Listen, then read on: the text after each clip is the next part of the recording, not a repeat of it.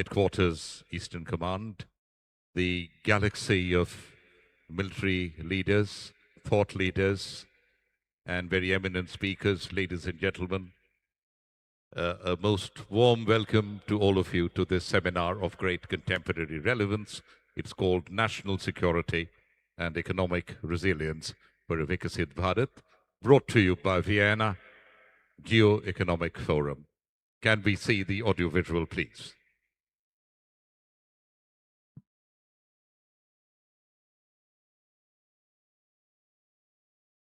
Is undergoing profound change. National power is no longer defined by military capability alone. It is shaped by economic resilience, technological sovereignty, and secure supply chains. Geopolitics, economics, and national security have become permanently inseparable. For India, this new reality demands strategic autonomy, advanced technological capability, and deep national resilience.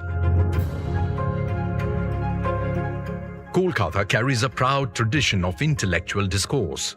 Yet, Eastern India has lacked a dedicated platform at the convergence of geopolitics, strategy, and economic power.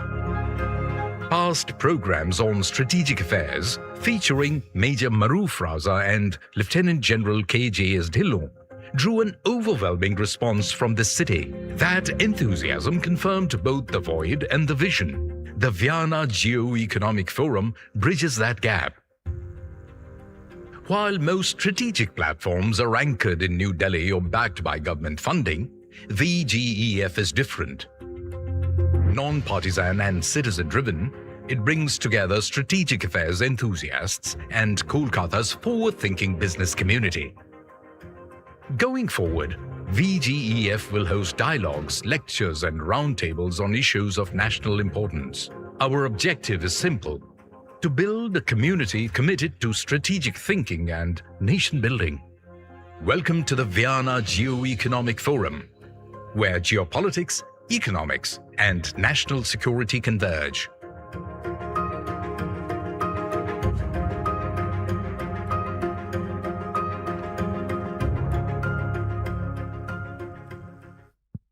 I now have the pleasure to invite Lieutenant General Tarun Kumar Raich, Param Vishesh Seva Medal, Ati Vishesh Seva Medal, to deliver the opening address. General Raich is a decorated officer with 4 decades of service to the nation. General Raich retired as the Deputy Chief of Army Staff Strategy. Now settled in Kolkata, he has most graciously consented to serve as the founding chairman of the Vyana Geo-Economic Forum. Ladies and gentlemen, please welcome General Raich to the stage. Can we have the audio visual, please?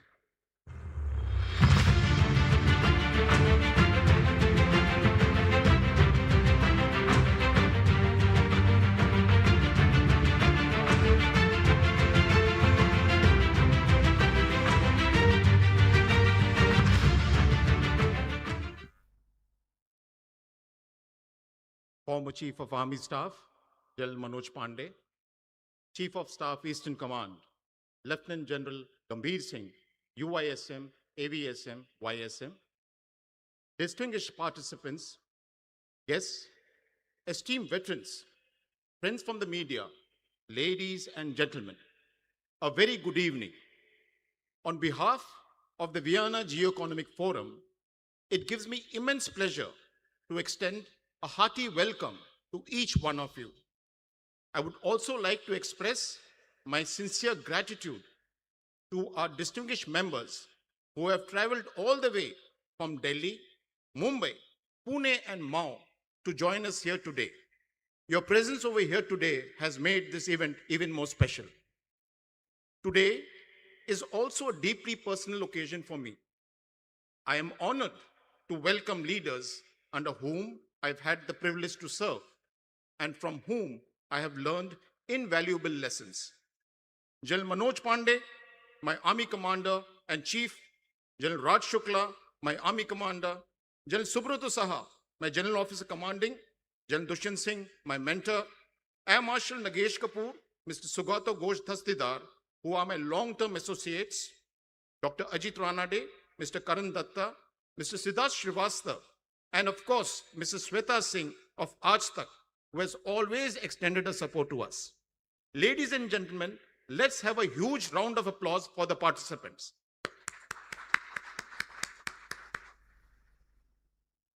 The film that you just watched offers a glimpse into the vision behind the Vyana Geo-Economic Forum. The forum has been established as an independent and forward-looking platform dedicated to dialogue on national security, geoeconomics, and the strategic challenges that are shaping our world. We firmly believe that in today's interconnected world, national security can no longer be viewed in isolation from economic strength. Military preparedness, technological leadership, resilient supply chains, energy security, and financial stability together define the strategic power of nations. It is therefore most appropriate that our inaugural seminar focuses on the theme National Security and Economic Resilience, India's Strategic Imperatives in the Emerging Global Order. The seminar has been curated into 3 thematic sessions as displayed on the screen. In session 1, we have India's defense preparedness and strategic deterrence in the emerging global order. In session 2, we have economic security as national security, present and future perspectives. And in session 3, we have a fireside chat on India's defense preparedness for multi-domain conflict. In each session, we have kept 10 minutes for question and answers. I encourage you all to participate. I will now hand over the proceedings to Mr. Biplab Ganguly, who will take us through what promises to be a most intellectually stimulating evening. Thank you all once again for joining us. The video, please. A distinguished soldier, strategic thinker and public intellectual, Lieutenant General Raj Shukla retired as the General Officer Commanding-in-Chief, Army Training Command. Today he's member of the Union Public Service Commission, which oversees the selection of India's future civil servants, including the IAS, and advises the government on recruitment and disciplinary matters. Lieutenant General Subroto Saha retired as the Deputy Chief of Army Staff Planning and Systems. Today he's Executive Chairman of the Manekshaw Center for National Security Studies and Research. A pioneer of India's Make in India Defence Initiative, he established the Army Design Bureau and championed Indian solutions for Indian wars. Lieutenant General Dushyant Singh retired as the Commandant of the Army War College after a distinguished military career. Today, he is Director General of the Center for Land Warfare Studies, New Delhi, the Indian Army's premier think tank. An author and strategic thinker, he is widely recognized for his work in grey zone warfare and the changing character of modern conflict. A fighter pilot with over 3,400 flying hours, Air Marshal Nagesh Kapoor retired as the Vice Chief of the Air Staff after commanding the Southwestern Air Command during Operation Sindoor, earning the Sarvottam Youth Seva Medal for his outstanding service to the nation. Today, he is Director General of the Center for Air Power Studies.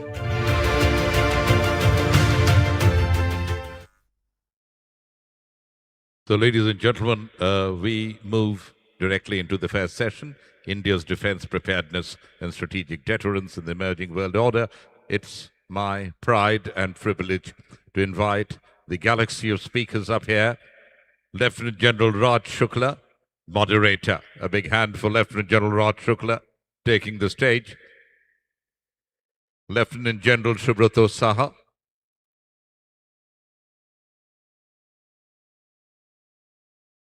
Lieutenant General Dushyant Singh.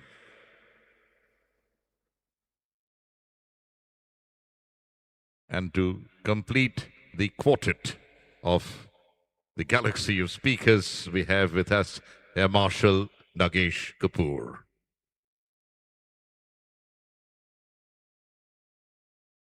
So I think this is a 45-minute session, General Shukla. And along with that, after that, we'll have a 10-minute question-answer slot.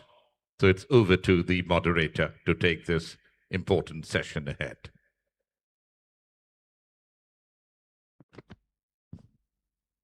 Right, so thank you very much.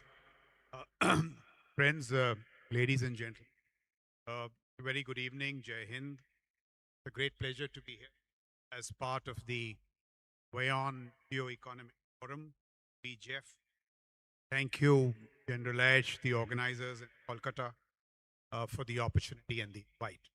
And welcome to this panel on India's defense preparedness and strategic deterrence in the emerging world order. In fact, I think it is a world which is virtually being reborn and remade. We are seeing some real cataclysmic changes. And I think the challenge before Indian statecraft is how to adapt to this world which is changing so fast. To tell you how global geopolitics is trending, what are the threats, challenges, and opportunities in national security, manner in which technologies, AI and the storm of technologies, so space, cyber, quantum, precisionary, AI, algorithmic warfare, they are driving geopolitics and national security like never before. To give you a wide-angled view on geopolitics, geoeconomics, and national security, the way the world is moving and shaping, we have an outstanding panel who've already been introduced to you. But may I just say a word about each, because I've served with at least two of the three of them. General Saha is the true architect of Atmanirbharta and defense. He taught people like me who were obsessed with operations that if you don't turn your gaze to capacity capability building, it's not going to happen. I mean it. He was in that phase. He pioneered the thought and laid the edifice for that.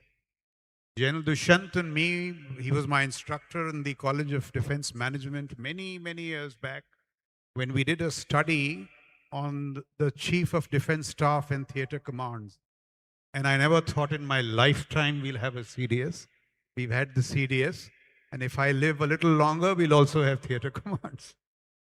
And Nagesh, of course, is in a class of his own. We've never met, but fighter pilots are always men of great caliber and distinction. So I think it's an outstanding panel. And now let's get to the structure of the conversation.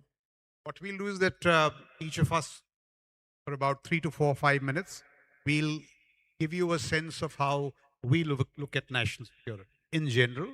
And then we'll turn to the audience. Hopefully we'll have some very sharp questions, and I'll intercede along the way to keep the conversation as interesting and exciting as possible. So let me set the stage with 2 observations of my own, how I look at the world, national security and technology. And here, I haven't seen in my lifetime, except in recent times, how the instrument of force, which really is the strategic military framework, how it is moving increasingly to the center of the global strategic calculus. That's the first point I'll make, and I'll expand on it. And the second, as I said, is technologies. Today, national security is technology. Geopolitics is technology. And I will try and, lace these assertions with some examples. Let me begin with the instrument of force. President Trump boasts that in his first term, he created the greatest military in the world. And perhaps he did. Just to give you an example, President Obama had downgraded the US Space Com to a kind of space agency, just as we have. It was President Trump who not only made it a separate service, he gave it the status of a combatant command. He brought it into war fighting, and today he boasts that my space command tells me what is happening to the nuclear dust, and my space command tells me all about the Chinese dark fleet. This year, he has hiked the American defense budget, which was in the range of $950 billion to $1.5 trillion. India is $90 billion. The Golden Dome project, the air defense project, is $3.6 trillion. I'm not backing him this way or that. I'm just placing some facts on the table. His Secretary of Defense, Hexet, keeps talking of the Department of War. Now, as a soldier, it's a very consequential change because it's telling the world that, normally ministries of defense get bogged down in procurement and this or that. He's saying our job is not that. It is to deliver war-winning lethality.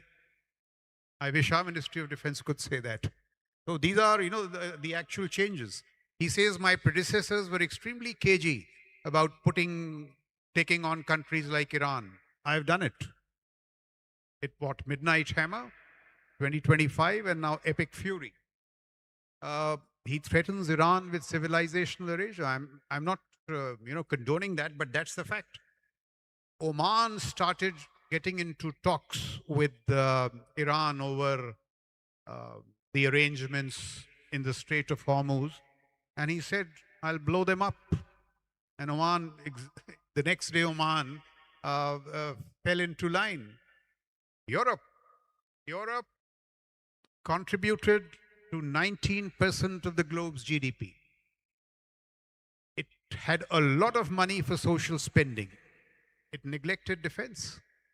Today it is spending 5% of GDP on defense at Trump point, not gun point, it is Trump point. Europe. So this is the way the world is moving. I was recently in Europe. Poland is now moving to a 5 lakh standing army. There is a massive defense rearmament going on. In fact, all the businessmen here should head to Warsaw.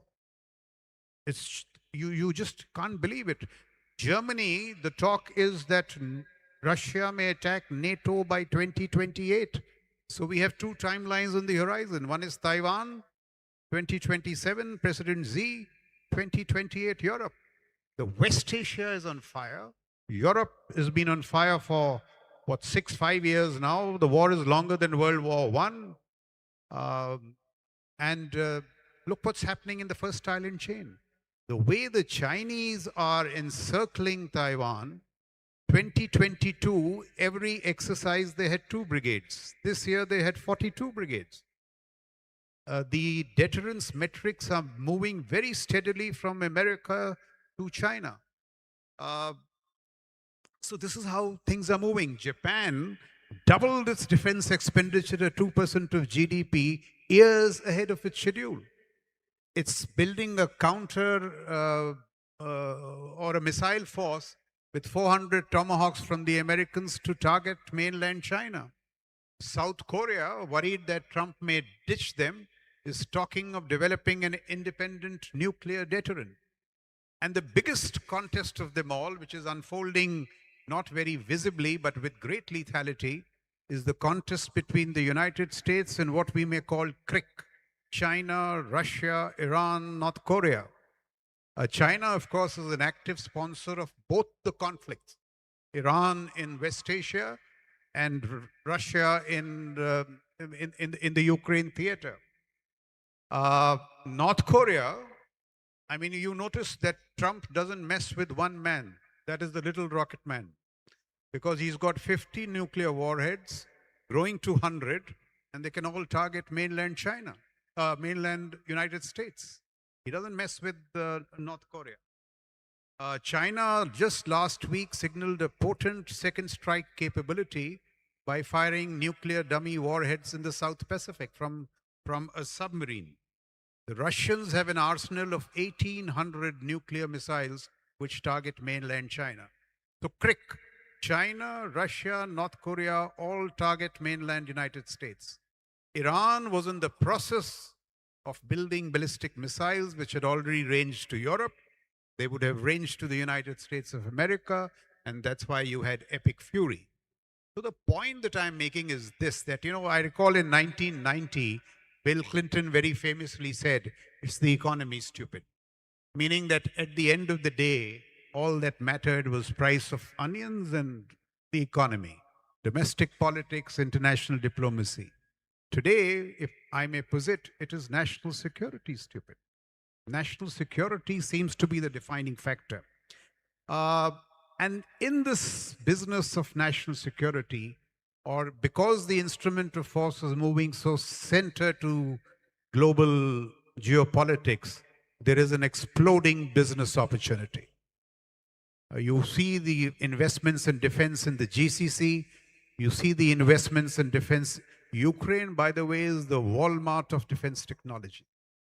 Ukraine will be the Silicon Valley for defense in the next decade. You take it from me. I'll just tell you now. So this is what has happened in terms of the instrument of force. And two more things. So it has grave implications in the character of war. I'll just take a minute to give some examples from there. But what has happened even more significantly is the business modeling. There is a gentleman called Palmer Luckey, if you've heard of him. He was the CEO of Anduril, actually a youngster of 30 years who was playing with VR headsets just 5 years back. As the head of the Anduril this year, he has turned out a fully autonomous, lethal AI-enabled drone called the YX-44 Alpha Fury. So it is a autonomous fighter jet.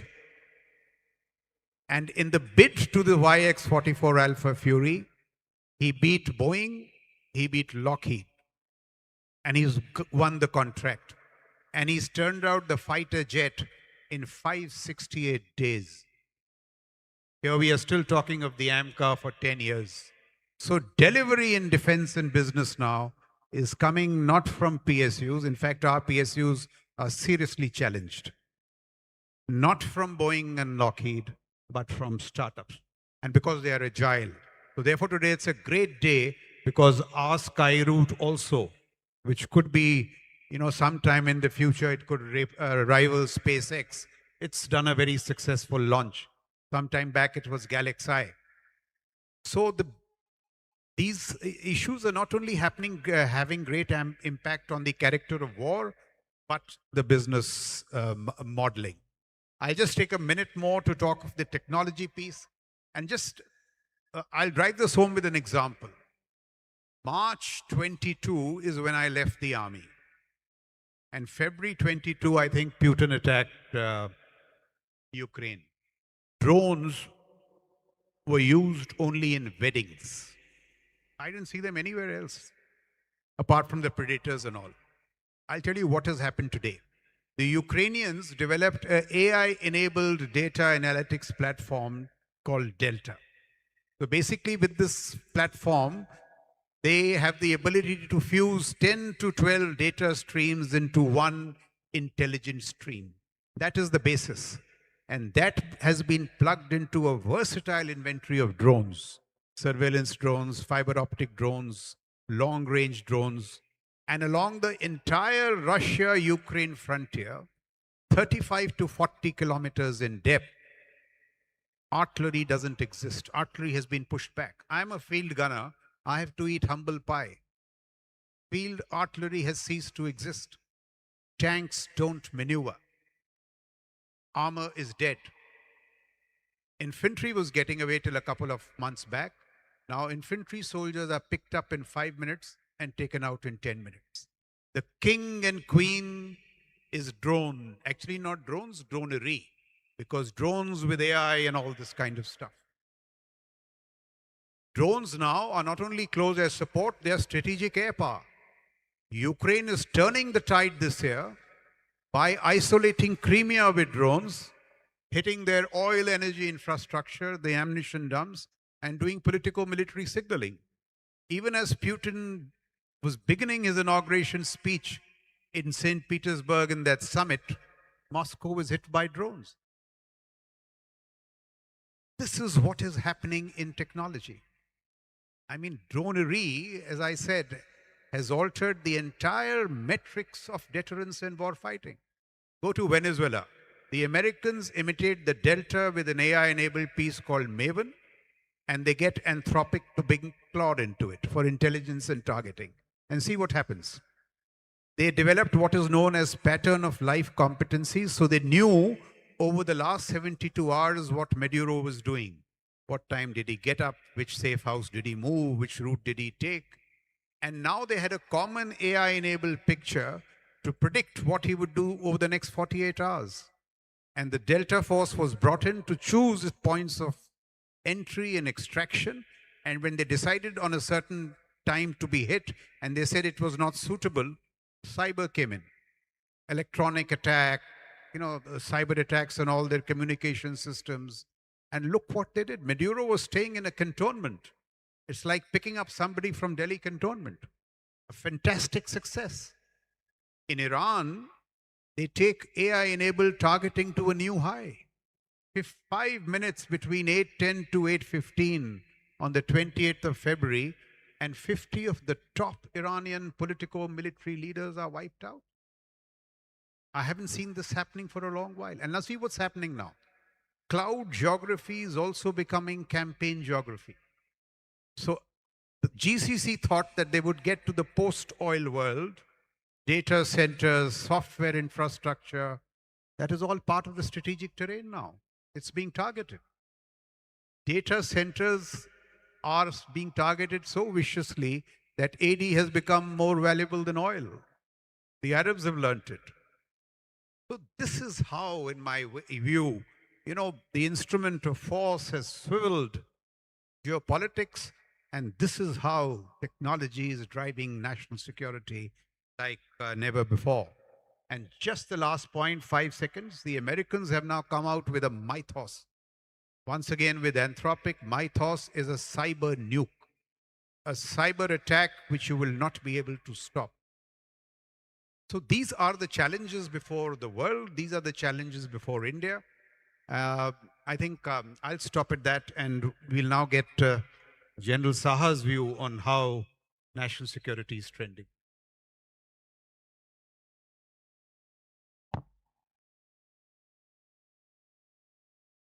A very good evening, ladies and gentlemen. General Manoj Pandey, General Gambhir, Arun, all the members of the very nice name that you have chosen, Vyana. One could easily confuse with Austria.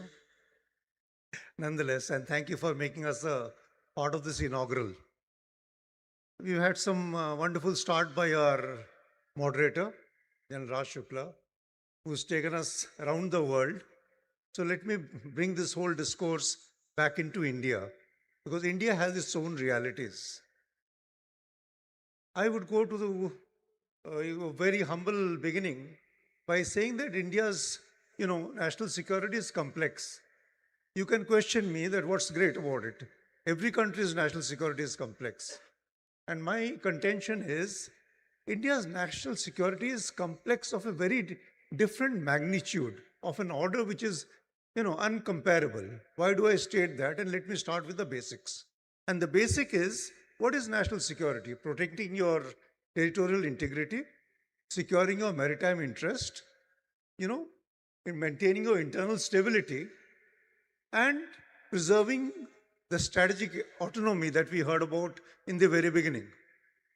Let me start with the last point first. It sounds very benign, very utopian. But remember that as a nation, we are trying to preserve strategic autonomy when we have multiple dependencies on a multiplicity of nations. Post Galwan, as member of the National Security Advisory Board in those days, when we discovered our situation with China, that on 72 major items, we were so deeply dependent on China. And frankly, has that situation changed today? So a country on which, from an economic perspective, you are so dependable, from a military perspective, you want to call it adversarial. See the great paradox in which we are trying to, preserve our strategic autonomy. It is not easy. The US, which we, in our normal course of thinking, we would like to list as friendly foreign country, you see their attitude to our subcontinent. It is a direct relationship that they are trying to establish with each one of them. And In my language, I would put it as operating somewhere between uncertain, as far as India is concerned, to adversarial, as far as India is concerned. If I were to take it one step further, in 2008, we had, conceived this great policy of neighborhood first, right? The same thing was re-emphasized with a little more vigor in 2014. If you see, whatever was conceived in that neighborhood first, it is actually quite just the opposite. So this is the, external envelope in which we are trying to maintain our, national interest, and we are trying to protect all the 4 points that I spoke about. Now let's go a little, further. Like, if I don't need to explain the external threats. We just heard it. And if you look at before I come to the core of the whole issue of national security, i.e. the internal stability, if you look at the great envelope in which this whole thing is, we just heard about space. Just barely a month and a half back, as Manekshaw Center, we had organized a full day with the Defense Space Agency discussing the future of space warfare. Well, of course, this gathering does not require any great reiteration that space is no longer something which is meant for benign support. It is very much a militarized zone. But from a national security perspective, our great dependence on the satellite systems, which are space-oriented, that time has gone. So in this gathering, I understand there are people who are looking at, business opportunities. Here is the opportunity. I mean, these are the evolving areas in which you must be looking at for seeking out a future. Then we heard about AI from General Raj Shukla several times. He also spoke about drones several times. As a nation, we have to see how do we, unify this entire business of space, the multitude of drones that he spoke about, and whatever is coming from the ground sensors. Unless all of it comes together, how do you, achieve a sound decision? So that's the kind of industry, that's the kind of future investment that one should be looking at if you're looking at it from an investor or an industrial perspective. And last but not the least is we are moving in the space domain from what we used to call space situation awareness to space domain awareness. To simplify it, because I was told again and again, it's not a technically, you need to be simple in your language. So when you say space situational awareness, means you should be able to track the space objects. But when you say space domain awareness, you should be able to understand what is the intent of that space object. So that requires great capability, i.e. this is again an opportunity which you're looking at from the point of view of future, opportunities in that sense. He spoke about cyber warfare. If you have been following news in this domain, exactly 2 days back, early morning news flash, and we have people from the media here, everything is breaking news. Early morning news flash was that the government is considering handing over, sort of privatizing nuclear power manufacturing. Come evening, what do you hear? That we had a massive data breach from the Coulomb power project. And let me tell you one thing, that India ranks third among the list of countries suffering the most data breaches, with 28.9 million accounts compromised last year. These are facts given from our own government data. They're not imagined. Okay, now let's come to other issues, because I can see the timelines over there. He spoke about AI again, the moderator, in very detailed terms. Let me tell you one thing, that although we have a great national AI mission, a lot of work is happening in that mission, but unfortunately we haven't yet quite gone into made any great achievements as far as the large language models are concerned. So whatever our projects are, they are based on languages that are not sovereign. So therefore, our technological investments have eventually got to go into that direction, because you cannot carry on investing, whether it is your finance or whether it is your other military power, on a language that is not sovereign to you. So obviously you have to be looking at that. Now let me quickly cover a few points on the internal threats, which worry me the most, if you ask me very frankly, from an Indian perspective. And at the fundamental of that point is the grammar of our Indian electoral politics. Why I bring out this point? First, because our Indian electoral politics, despite 80 years, still thrives on looking at, this versus that versus this. And even in times of crisis, it does not display the kind of trust that is required for a nation to be one, for a nation to be united, which is, I think, fundamental from a national security perspective. I do not need to labor anymore. It's a very, very intelligent gathering that I have in front of me. Let me talk about some points that somehow or the other is not fancy enough to be discussed in seminars. Things like environmental change. Look at the warming baseline of our country. Would you be surprised if I just reiterated for those who know that 2024 was the hottest year, 374 people died, and there were 67,000 plus suspected heat stroke cases. As per our Ministry of Environmental Sciences, the figure of heat wave deaths between 1992 and 2015 is 24,000 plus. And it is only getting hotter by the day, and the nights are getting hotter. So please see where we are headed. We keep talking about data centers. We are going on talking about our semiconductor mission. 4 days back, semiconductor mission 2.0 has been announced. If you see our data centers, their location, they are all in water-stressed areas. Every state wants it because this is the new fancy. This appeals to the public. But where is the correlationship with areas that have adequate water to the requirements of water that is there?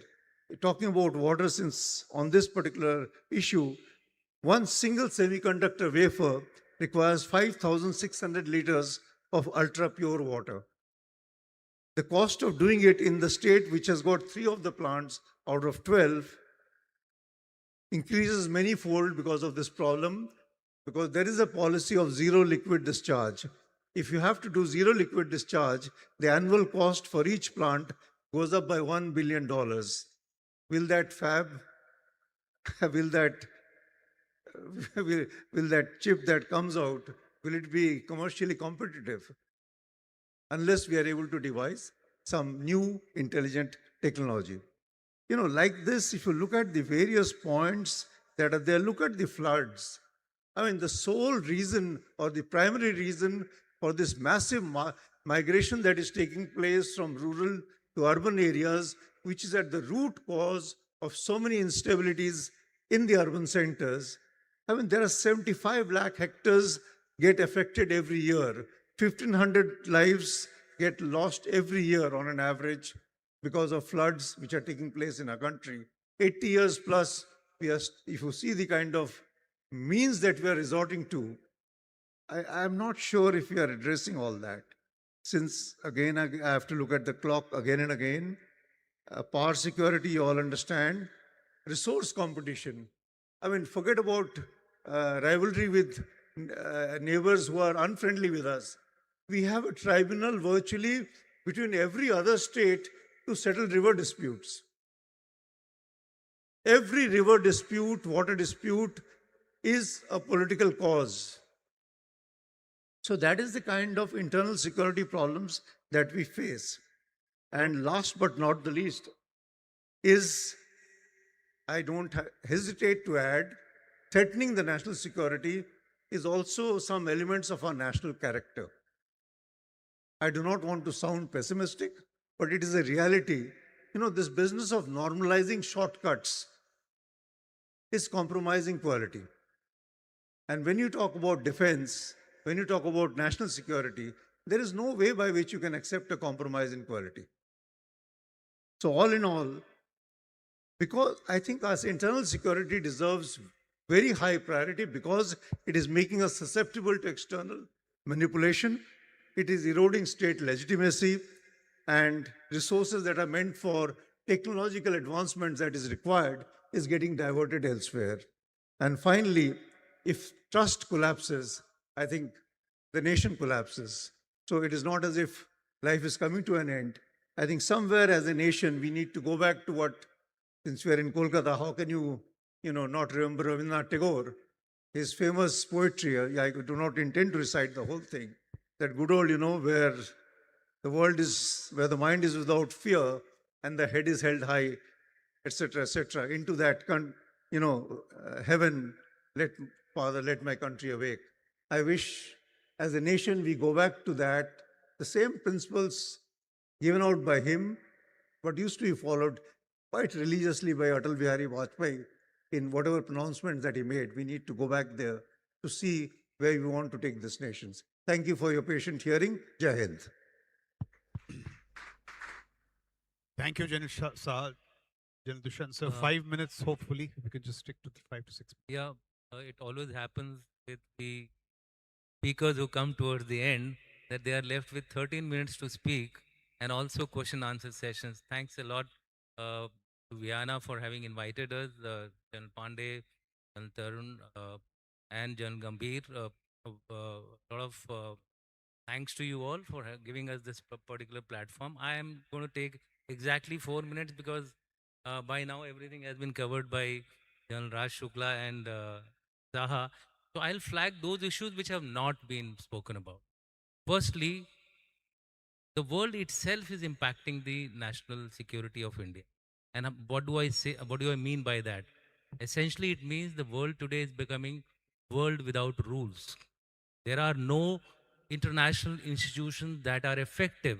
And if this kind of a situation prevails, then might is the right, is the rule which is going to prevail in the future, which means that our national security, the hard power, has to be made robust, resilient. I think enough has been spoken upon that issue. So therefore, I'll move on to my next issue, which is I'm not going to talk about land threat as such. Every one of you know who all are our enemies. But what is important as far as we are concerned in terms of national security is that our land threat is getting fused into one single entity. Today, when we have a war, if we have to have a war or if we have a war with Pakistan, we have to 100% assume that China will be part of it. And now we also have some other neighbors who are very keen to join that particular bit. So therefore, we have to be conscious of this fact that the nature of threat of national security for India is changing.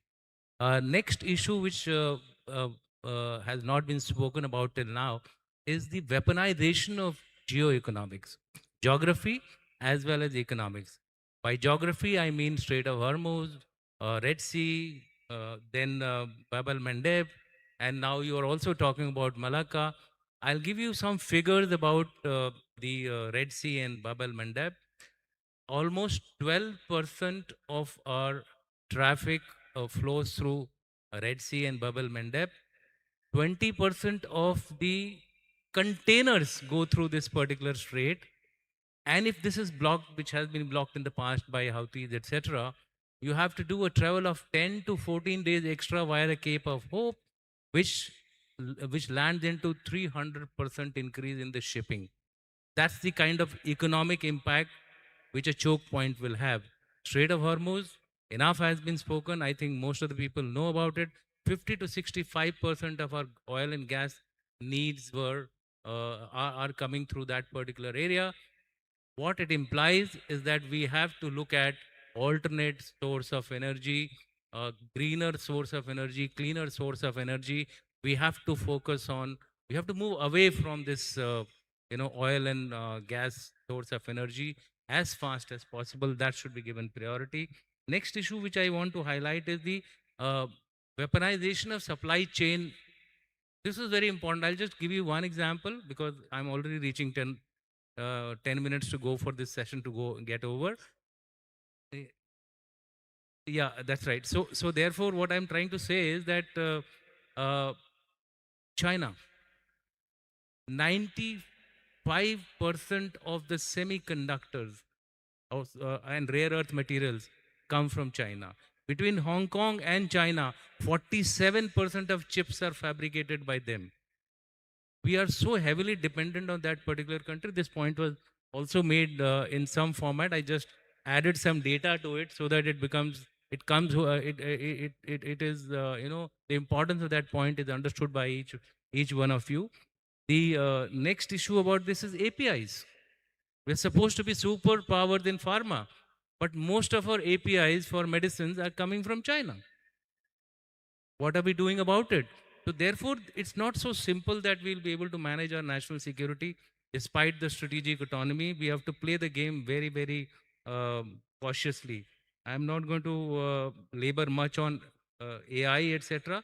But what I will like to tell you how AI is now influencing our very critical area, and that will be my last point. The advent of AI into the command and control systems, which means command and control systems of our strategic assets, which coupled with hypersonic missiles, which we have, the reaction time for an adversary to decide whether he has to do a counter strike, preemptive strike, has got reduced drastically.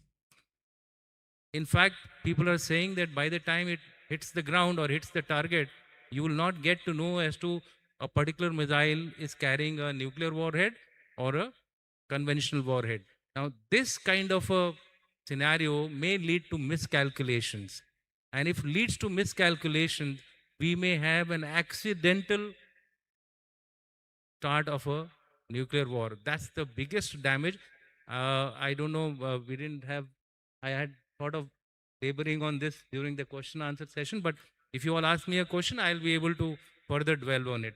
And the last issue which I want to highlight is the issue about internal cohesion. In the internal cohesion, only one factor I would like to mention, this silent threat. Nobody is realizing. You know, each protest in India today, weekly cost is 2,000 crores. One protest costs us 2,000 to 3,000 crores, depending on the intensity of that particular so-called protest by the public or by any agencies. I'm not referring to what is going on today. What has been happening in the past, that also affects. And all this is impacting your economic growth. And if your economic growth is going to slide down, then I'm not very sure whether we'll be able to build the adequate hard power to be relevant in a world without rules. Thank you. And I now hand over to the moderator. Thank you, sir. Nagesh.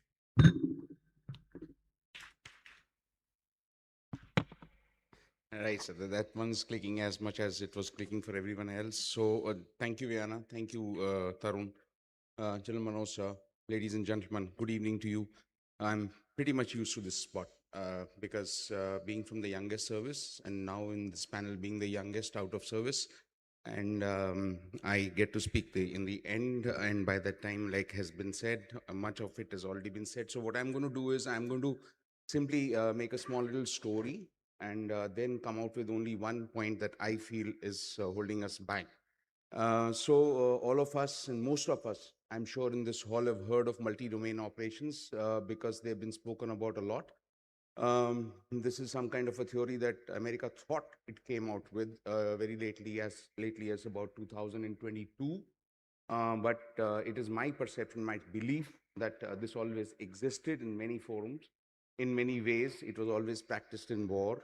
We brought out our own multi-domain operations doctrine in 2025. But once again, it is my firm belief that India, we as a country, I do not segregate myself from when I say India, we as a country have brought upon ourselves something called multi-domain threats, multi-domain security angles, security angles.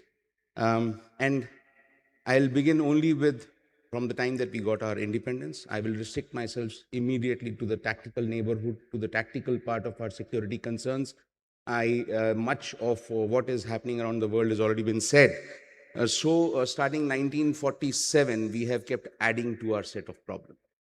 I personally feel that without resolving the previous ones, we have moved on and we have kept adding to our set of problems.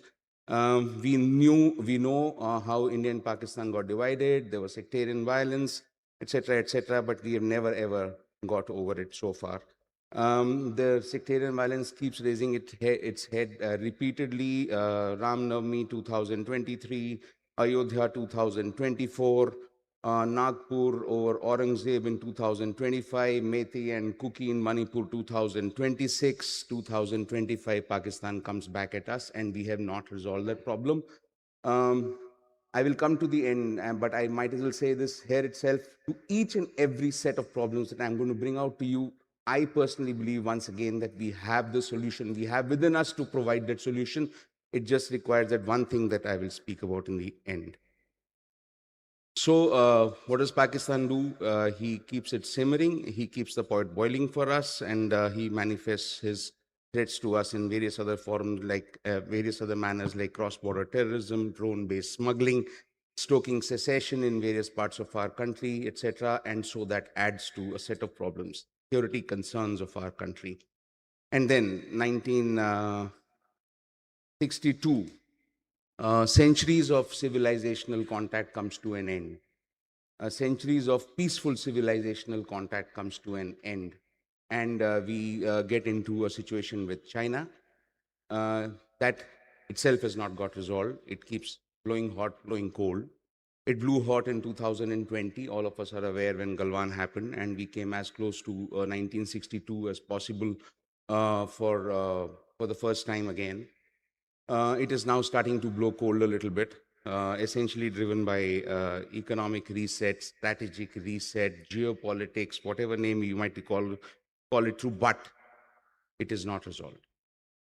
It continues to remain a threat in being, and it becomes even more dangerous in case this was to be in collusion with Pakistan. Once again, we have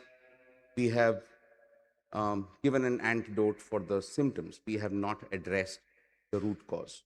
I do not think we have addressed the root cause. And what does China do in turn? And it has been doing for many years. It continues to do encirclement of our country in the IOR. So that continues to remain a threat, a national security concern. Left-wing extremism started as a governance issue. Thankfully, it is largely resolved. Thankfully, because we have addressed this administrative issue. Also because we adopted a policy of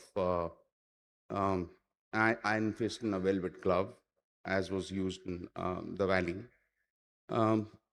So this one part and the next one that I'm going to come to, I would like to believe that we have largely resolved. We have been facing, and as has been covered by the speakers before me, a lot of cyber threats. We have had these problems, but as I have learned, that we have been resilient enough to be able to tackle them, unless the last one that General Raj Shukla brought out is unleashed upon us, which America has developed.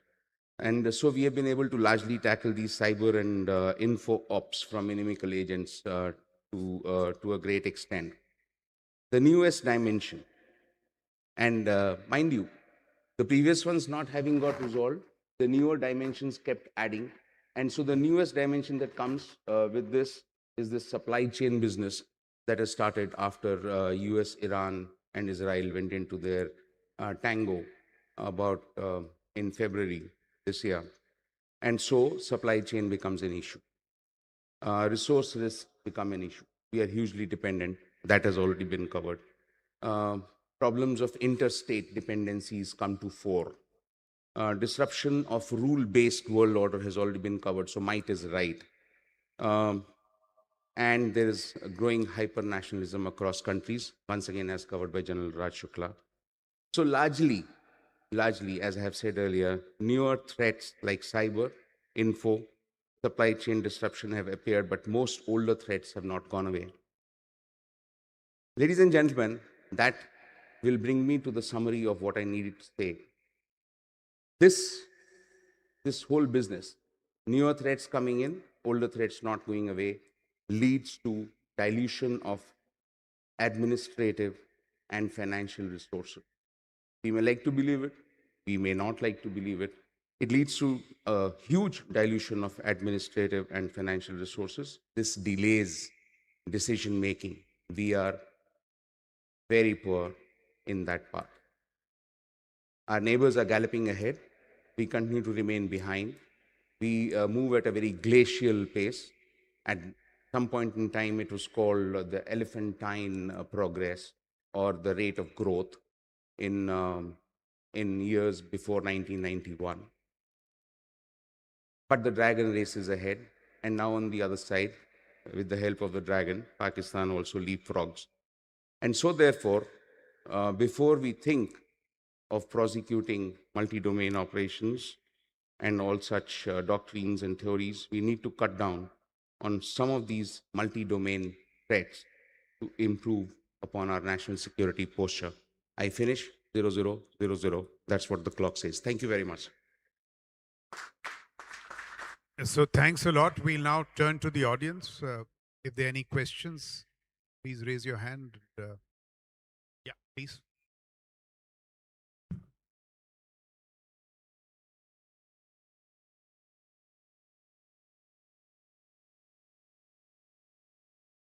Am I audible? Yeah, you are. Come. I'm Dr. Aditya Bhan. I'm an independent researcher and former think tanker and educator. My question can be well directed, I think, to the moderator also, given your background in artillery.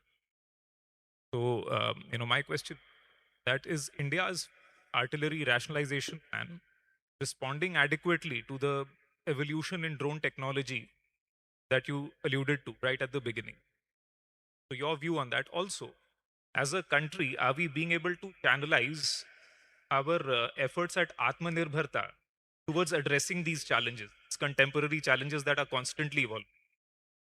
Thank you. So I'll take on the artillery piece, and Atmanirbharta, I'll request you. See, if you ask me honestly, artillery in the sense that we knew it is perhaps dead. I'm making this point that we can replicate what's happening in Ukraine, this whole AI-enabled piece with those drones along our LC and the LAC. We will turn them into lethal frontiers. So we have the School of Artillery, which every year does a Topchi exercise. Next year, how about making it dronery? The Air Force does a lovely exercise in Pokhran. Let's have a mix of air power and drone power. We just can't keep kicking this can down the road. I've just done a back of the envelope calculation. Dronery cannot be supplied from Delhi. Dronery has to be developed along the frontiers because it's flying a drone. There is something wrong. The rocket motor needs correction. It is to be done on the spot. You please study a recent book which has come out called Project Maven by Katerina Wilson. It will tell you how these algorithmic warfare, AI, they were developed along the combat frontiers. So I'm saying one of the army commanders, give them 35,000 crores, 2 startups, 10 years down the line, we have very mature startups now, we have the talent. Give them 2 startups, 1 IFA, and tell him to develop dronery along the LC, just as the Ukrainians did it. So I am of this view, we really need to make this whole swivel. And Nagesh is here. What has happened in our context, in our operational architecture, unless we have stealth aircraft, you will not be able to do stand-in targeting. What we have been doing is stand-off targeting. And if stand-in targeting is not possible, what is available to the ground commanders by way of close air support and a favorable air situations is drones. And dronery today is ranging from 25 kilometers to 22,500 kilometers. As I said, it is close air support and strategic air power. So it's not artillery now. By the way, one last point I want to make. In Ukraine, uh, there was a gentleman. This drone idea did not come from a combatant. It came from a gentleman called Oleksiy Hozenrachuk. I mean, the pronunciation apart. He was the former prime minister of Ukraine, the first advisor to their unmanned systems force, and they took a conscious call not to integrate drones into the service, artillery, air force. They made it a separate service. And because they made it a separate service today, that place, I mean, in a force of 10,000, they have 1,000 technology geeks, youngsters in jeans and t-shirts who understand that space cyber. So I'm making a call far beyond that. The drone missile force must be a tri-service force. It should not be of this kind. I mean, many more minds need to be applied to it, but that's my view. Atmanirbharta piece. Can I add something on the drones part? You see, we normally in the country have this feeling that we do not have certain capabilities or capacities for drones. Let me tell you, I was interacting with a US delegation which came to India to find opportunities for them to build small drones. Today, India is able to build 2 to 25-kilometer drones in huge quantities. And it is the Americans who are looking for it. They had to actually modify the Shahed 136 into Lucas and then meet their requirements. So we have enough capacities inside also as far as the drones are concerned. We don't have it in the higher ranges and the higher technological domain. Okay, just to give you a perspective on the Atmanirbhar side, very recently you may have heard through the media that IIT Kanpur has been nominated as the defense drone hub. And that is with the express purpose of looking at some of the key components which we are still importing. Okay. Having said that, I must also add that if you go to any of the forward areas today, literally, very elementary drones are being manufactured or assembled at the unit level. Okay, and so that kind of delegation is there. But is that the answer? I would argue no, because that is all very well at local level, meet local requirements. But somewhere the answer has to be found in what you just heard from General Raj Shukla. If you permit me to, give you an example, you heard of this autonomous boat, unmanned autonomous boat, Corsair, Corsair, right? If you recollect, one AH-64 attack helicopter Apache was shot down, and no one knows whether it was by a stealth drone of Iran or what was it that brought it down. But the fact of the matter is, it went under the water, and the two pilots, they were floating. So when they had to take the call, the US chose to send one of this Corsair unmanned autonomous boat. This boat went navigating that water, reached the exact spot, controlled, by the way, from US. They picked up those two pilots, brought them back to safety. Who is the brain behind that boat? A gentleman called Vibhav. He's from Maharashtra, went to California, University of California, to study not IT like all our engineering students want. He went to study electrical engineering. He joined hands with one ex-Marine Corps chap, and together they formed a team. They went up with something that they put out in one exhibition for the Australian Navy. And that item got picked up. When the Americans saw two of their citizens, being hired by the Australians, immediately they called them and signed off a project worth 349 million US dollars, roughly 3,200 crores, and they gave it to him. Why I give you this example? Not because of the great success story. Of course, it is very good. It is to tell you how the system works on trust. Unfortunately, we are still bound, with due respects to, not that he can control it, because he's also bound by rules from another ministry called the financial regulations, the great financial regulations, which compel you to go through so many steps that this kind of, I won't even use the word aggressive, this kind of adaptive, modification of the rules in order to keep pace with technology, it is getting stuck. Well, is it being addressed? Attempts are being made to address it, but is it happening at the right pace? Answer is it needs to become faster to be able to meet the pace at which technology is changing to require to meet the requirements of Atmanirbharta as they are. Yes, sir. Yeah, please, you had a question.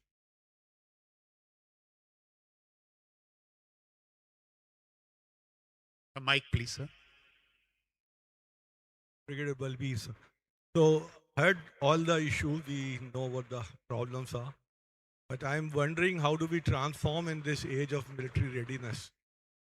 There's a big dichotomy now. How do we transform it?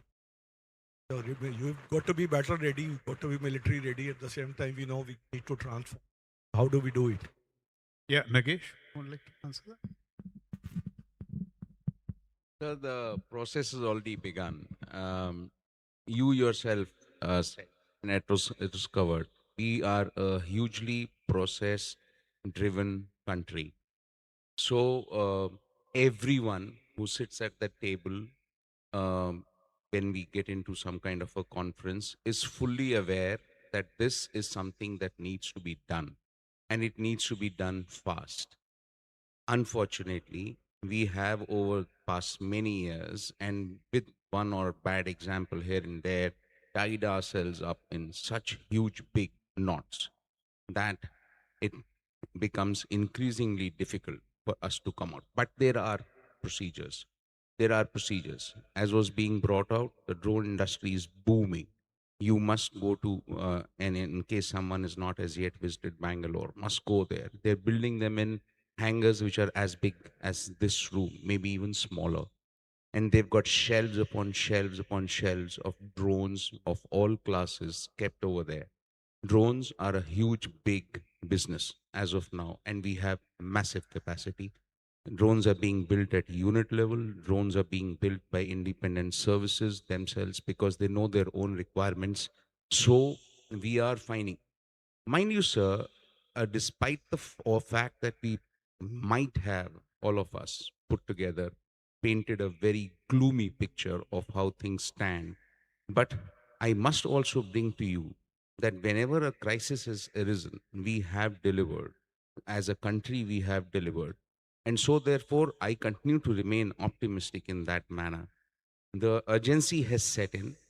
It will take its own time in achieving critical mass. And I continue to remain optimistic that, God forbid, something was thrust upon us, we will be able to come up to that. We have the capacity within us. Like I said when I was speaking my piece, we have the capacity within us to address each and every one of these problems. Huge capacity within our country. Yeah, any more questions? Yes, sir. Yeah, please. I'm Kanna Mithlesher. My question is to Raj Shukla. The drone warfare can prolong a war, sir, but it can neither lead to conflict termination nor act strategic deterrence. My question is that how should India maintain balance between investment in drones and towards conventional war fighting capabilities? Can you just repeat the last part you said? Balance between drones and? Drones and towards conventional war fighting capabilities. Okay, any more questions? We'll take that and wrap it up. Please. Major General Nikhil Bhatt, the MD at Command. One recommendation, and essentially from the take of multiple times, I heard you talking about Maven, and you mentioned about Delta. So the issue is about we in the armed forces over the last 2 years have made multiple strides in drone development right up to the frontiers. There possibly is a need to integrate the development which is happening at the forward tier with the industry aspirations under one singular policy tier. That policy needs to be steered possibly at the SPG by induction of possibly a suitable representative from the standing armed forces. We had an example of how the National Cybersecurity Advisor was pushed in as a part of NSCS about 3 years back, and we have had a very, very strong outcome, absolutely positive, which is making us take big strides in the cyber domain. Along with this, sir, is the aspect of while the drones might get deployed. So here is the take on Maven and Delta, that we need to integrate every single effort which is being done by the army, the navy, the air force. And why talk about only the Indian armed forces? We need to take in the MHA is pumping in huge amount of money in all the CAPFs in the counter drone development. So one recommendation is, sir, that we certainly need to do this. And can we take, sir, the General Subrata Saha's inputs on if policy is to be driven, how can the National AI Mission be tasked with this particular thing so that we come out with drone with network integration as a policy, and we define it very clearly for the nation, for the manufacturer to come up with this in conjunction with what General Raj Shukla alluded to about the Maven and Deltas. So we'll now just answer these two questions, and in doing so, we'll also make our concluding remarks of a minute each so that we wind. See, the point really today is not about being optimistic or pessimistic. That's not really the point. The point is, can we be far-sighted enough and ambitious enough? I'm saying we have all the ingredients to do that if we can just shake off a few shibboleths. So let me just illustrate the example. Over the last 2 to 3 years, and this also, is a partial response to the issue Nagesh had raised and that question there. It's not conventional versus emerging technology.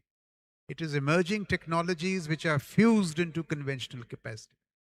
The biggest beneficiaries of AI, algorithmic warfare, so on and so forth, will be the squadrons and companies.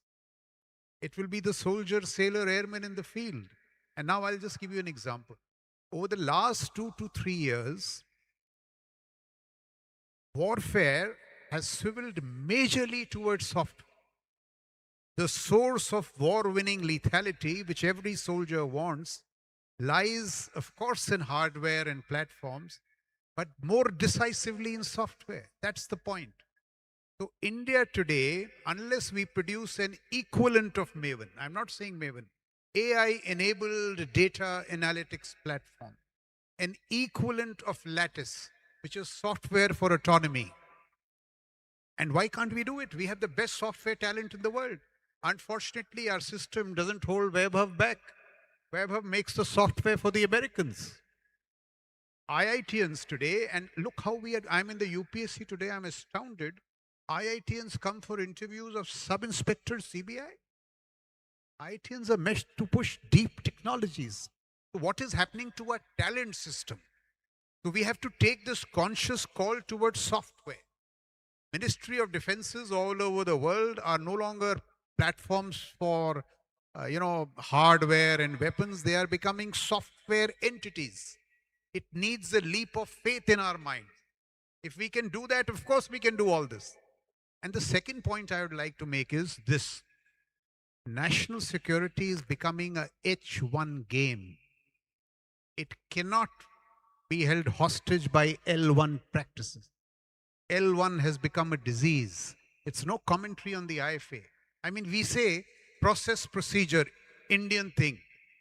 Is it really Indian? All these processes and procedures we copied from the Europeans and the Americans. Europe has regulated itself to death, and so it's changing. The Americans have revamped their procurement completely.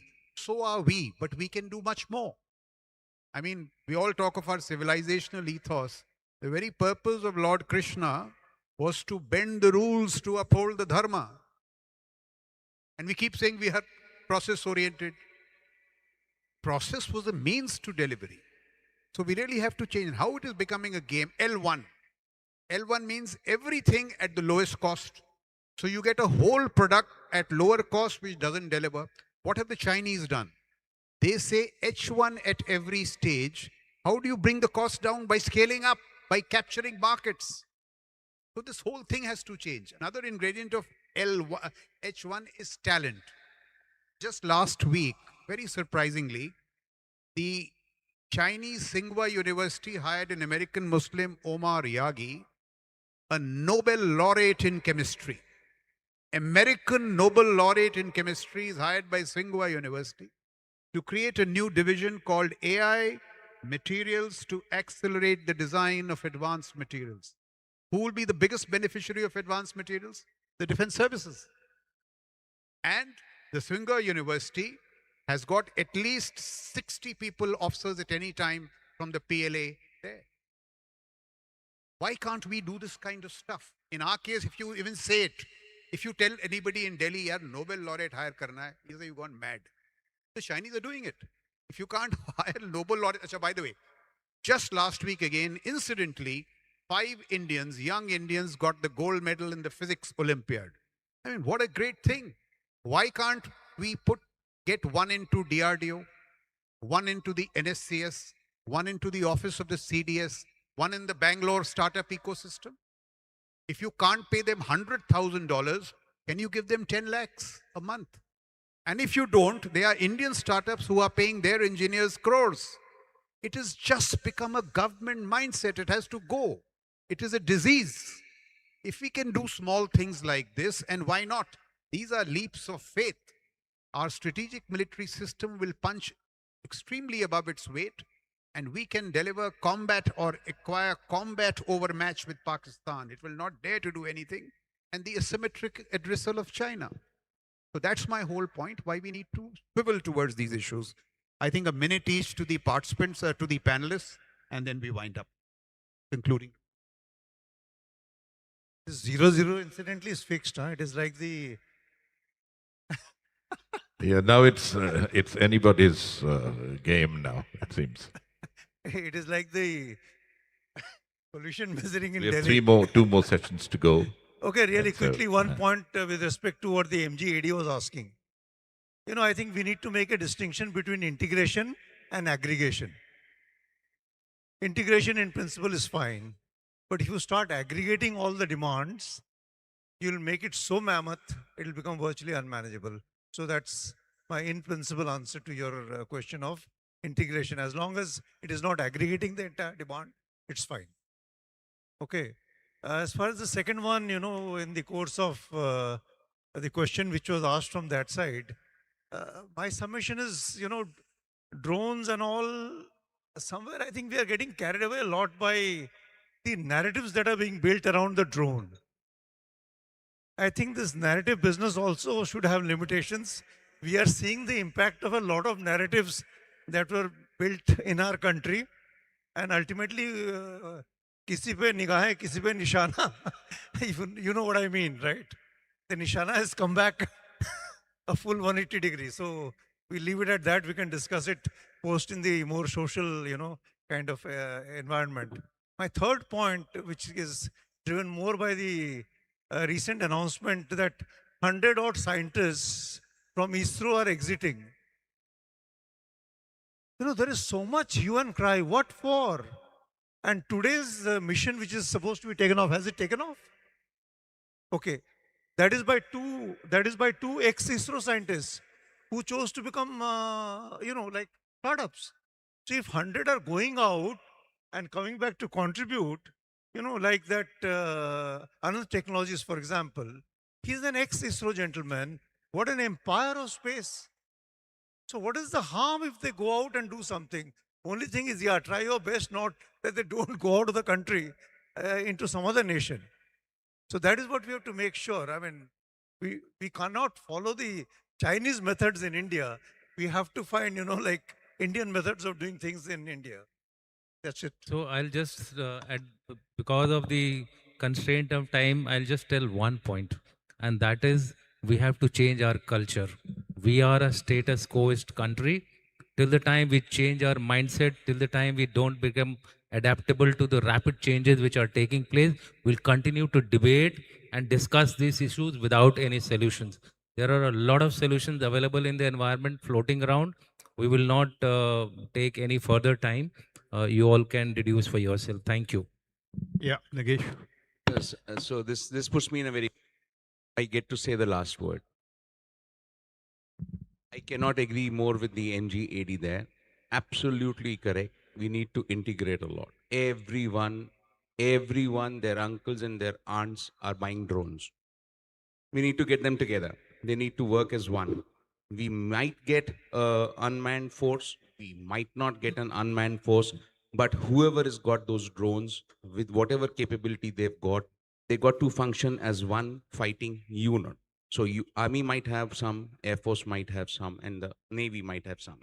So that is absolutely perfect. And last piece, one word of caution. Every time, and this has happened repeatedly over the past few months that I have attended such seminars, it just devolves itself down to drones, and more drones. There is much more to the defense of our country than simply drones. Drones seem to be they seem to be the low-hanging fruit. So everyone seems to go back to them because they seem easy to acquire, easy to use, with a lot of versatility, etc., etc. But they are not the be-all and the end-all of war fighting. There will be much more war fighting to come in the conventional domain.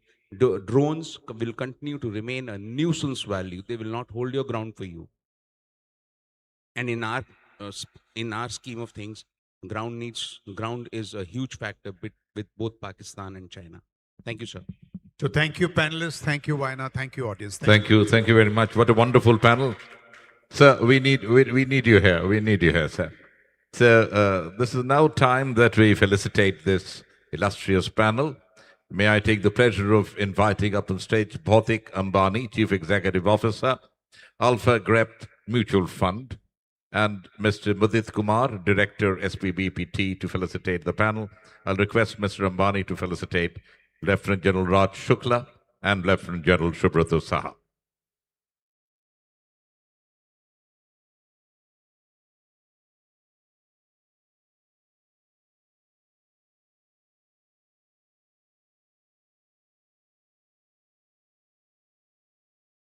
And I will request Mr. Mudit Kumar to felicitate Air Marshal Nagesh Kapoor and Lieutenant General Dushyant Singh.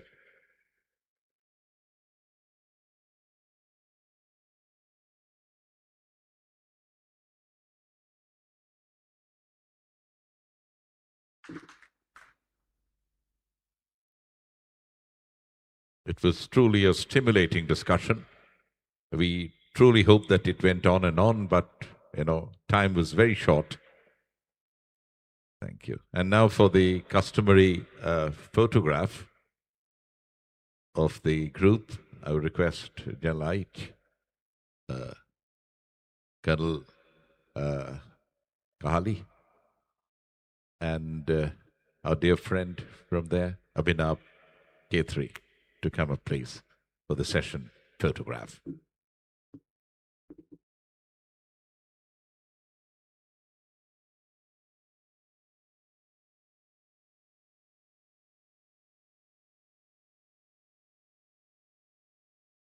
Thank you very much, most learned panel. Without much ado, we will move over to the second session.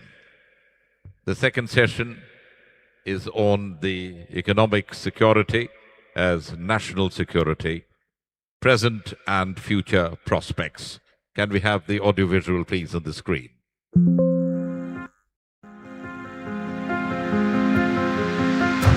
Mr. Karan Datta is founder-director of the Vyana Geo-Economic Forum. Former Chief Business Officer of Axis Mutual Fund, he has over 2 decades of experience in financial services with leadership roles at Goldman Sachs, Franklin Templeton and Axis Mutual Fund. A geo-economic strategist, he specializes in the intersection of geopolitics, economics and capital markets. Dr. Ajit Ranade is a distinguished economist who has served as Chief Economist of the Aditya Birla Group and Vice Chancellor of the Gokhale Institute of Politics and Economics. An alumnus of IIT Bombay, IIM Ahmedabad and Brown University, he is today Senior Fellow and Trustee at the Pune International Centre. Mr. Shugoto Ghosh Dastidar served in the Indian Defence Account Service. He retired as Financial Advisor, Defence Services, Government of India, the government's senior-most financial advisor to the armed forces. He also served as Finance Officer with the Indian contingent in the United Nations Peacekeeping Mission in Angola.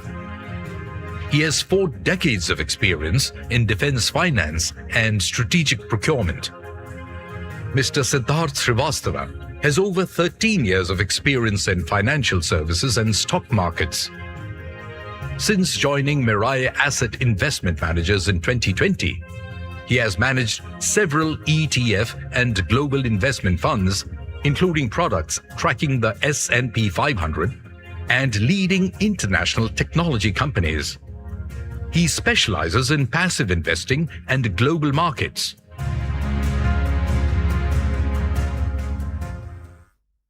Well, can I have some lights, please? Thank you. So for the second session, it's a great pleasure to welcome up on stage Mr. Karan Datta, the moderator, and the most respected Dr. Ajit Ranade, Mr. Sugata Ghosh Dostidar, retired from the IDAS, Dr. Ajit Ranade, a very eminent economist, and Mr. Siddharth Srivastava from Mirai Asset. Friends, so we have 45 minutes for the session and 10 more minutes for the question and answer. It's over to the moderator, Dr. Mr. Karan Datta. Okay, thank you. Thanks a lot, and very good evening to everyone out here. And special thanks to my friend Abhinav Khetri to put this all together. Abhinav, I don't know how you are able to pull this off each time, but the inaugural session for Vyana Global Economic Forum has started off on a great footing. We've heard from some luminaries from the defense sector, and this time around, we've got some of the brightest minds from the civilian sector. And I mean, most of them won't need any introduction. Dr. Ranade has been an economist par excellence. And the beauty of his experience has been that he's been a scholar and has been part of the corporate world. Mr. Dasidar, we have so much to hear from you because you are the one who've controlled money and finances for the government. And so much has been spoken about investments in the defense, so we'll hear from you. And Siddharth represents Mire. It brings back memories of my own world in the mutual fund business. He's the one who actually runs the money that you invest. And so for Siddharth, a panel like this becomes very important because he's the one who's spotting opportunities to invest in. So for me personally, it's going to be very, very interesting to figure out what's happening from this panel. So I'm actually going to start with Dasidar sir. So much has been spoken about expenditure, revenue, investments. Just heard from the panel before. It'd be wonderful for us to hear from you, sir, because you've really been the one controlling money as far as India's defenses go. So it'll be a wonderful start to just hear from you. And then there have been so many projects that have taken place. I'll come to the projects later, but just your first comments, given the panel that has spoken about investments. Yes. So as you... the mic, if you could. Very eminent have spoken about the security and the strategic challenges we face. And they are underpinned, obviously they have to be underpinned by economic support and an economic infrastructure. So as far as India's security imperatives are concerned, I would just reiterate some of them which were talked about. We live in we have hostile neighbors who blow hot and cold, as was said. We have an unstable neighborhood. And also we have to periodically deal with cross-border terrorism, as we brought about. But today's challenges are the ones which are more relevant to the economic side of this defense posturing, is the threat to our established supply chains. We've been dependent on many of the countries in the West and also Russia. So the conflict in Ukraine and the West Asia conflict has brought immense challenges to the supply chain. And we now also have something which has always been talked about in strategic circles about the sea lanes of communication. For India, that's a very real threat because 95% of our trade is seaborne by volume and 70% by value. So we, though we appear to be a kind of a land based kind of country, we actually are surrounded by the sea. And we have a lot invested in keeping the sea lanes open. So these situations bring about kind of the change in posturing and prioritization as far as defense expenditure goes. So, firstly, what has been happening is keeping these security threats in view. As we've been seeing in the recent past, there's been an upward movement of the budget. The budget has kept on increasing. This year, for example, I think you'll have to keep. this year, for example, we have the defense budget has been stated to be 7.85 lakh crores, Right. which is almost a lakh plus crores over last year's budget. But what is relevant for the discussion here today on the what helps this budget as the economic driver is the domestic component of it. We have about 2.19 lakh crores devoted to capital expenditure, which has been increasing, I think, quite substantially every year. And the important thing here is that out of this expenditure, acquisition, there's been a budget kept of about 1.85 lakh crore, from which 75% has been reserved for domestic procurement. This is a big change, and this has been happening over the last 10 years. And because of which we have reached a situation where today we are almost, defense production is almost 65% indigenous, and we used to be 65 to 70% import dependent. So that is one major economic driver, which is changing the way we are using the money. It's not just about allocation, but allocation for capital expenditure and then focusing it on Indian industry. Along with this, it was, General Saha spoke about Atmanirbhar, and I believe he's the architect of it in defense. So the Atmanirbharta has objectives are very clear: self-reliance, reduction of foreign dependence, which mitigates supply chain, as well as technology denial.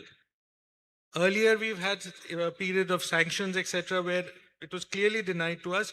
Nowadays, it may not be that kind of hard denial, but more of soft denials, and there have been instances of delays in engine supply and all those things that we've been reading about. So that being said, self-reliance is the focus, and modernization and capability development, which was spoken about by in the previous session, that is driving what our defense expenditure is moving towards. And Atmanirbharta by itself is a vision. Now there have been many steps that have been taken. Of course, I know service officers would always be impatient with the pace, but we live, in a system, and I can only say that in my experience in the last few years, certainly the pace has hastened. It may not be meeting today, the pace that is required, but it has certainly become much faster. Decision making has become faster. Empowerment, I'll just talk about empowerment. First, okay, I'll talk about how on the demand side, how we are getting a lot of what should I say, fillip to industry. Right. The whole Make in India program has now become mature enough that many of our large systems are actually all being sourced indigenously. We have artillery systems. We have, of course, the LCA. We know about the light combat aircraft. We have two types of helicopters, 2 or 3 types of helicopters, which are all being made in India. We have a lot of specialist vehicles, which were all imported from abroad. They're all now getting done here. We have radars, and particularly in shipbuilding, a lot of it, almost most of it, other than some specific platforms, which we are completely in building in India. Of course, there is the question of indigenous content, and there is a question of availability of some critical technologies which we are still dependent. But the fact is that they're all being manufactured in India means that not only will they be made in India, but they will be supported in India. Many of our legacy systems, we've had challenges in the past of support. So that in the Make in India, one part is that we make it here, and the second part is that the sustenance becomes that much easier because it is being done here. So on the demand side, which would be of interest to the people who are in business here, a couple of things I'd like to mention. Besides the Make in India initiative for the large platforms, there's this positive indigenization lists that have been put out by the ministry. About 5 of them have been put out by the ministry over a period of time, where there's been a kind of a hard stop date beyond which the identified items will not be imported. So they have to be indigenized or not used at all. So that's a huge opportunity for people to identify and see whether it is economically viable to make them indigenize them and make them in India. There is also the Department of Defense Production. Besides, being the administrative ministry for the DPSUs, they're doing a lot of proactive work. One is the Srijan portal for people here. This is a portal which the defense PSUs and the armed forces are using to identify items that can be indigenized. And in this, through this portal, about 38,000 items have been identified, and 14,000 have actually been indigenized already, as per data available in the public domain. So a lot of progress is being done. There is substantial empowerment. I mean, there was talk about L1, me being from finance, Right, we are always kind of the whipping boys of this thing. But the fact is that the systems, the procedures are being simplified, and a lot of devolution of power is happening. In fact, recently, you perhaps those who are interested would know that the defense financial powers regulations, rules, they've again been revised. Just it's not even been 3-4 months. And a huge amount of power, which is to all be held in the ministry, has now been devolved to field commanders. Interestingly, since there was a lot of talk about drones, there was a lot of talk about drones. So now, the unmanned aerial vehicles, UAVs, powers have been very clearly, it was a little ambiguous in the past because drones were something which have come into the Indian discussions only in the last few years. So now there's been empowerment done at field command level or field commanders level for them to buy drones with a certain specific range and endurance as well as cost.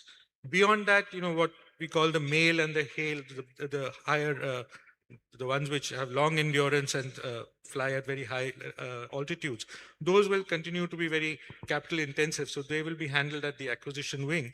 But at the lower level, tactical level, etc., where drones used for logistics, ISR, as well as some amount of offensive warfare, those are also, the powers have been delegated specifically so that people can purchase drones in a much more simplified manner. Right.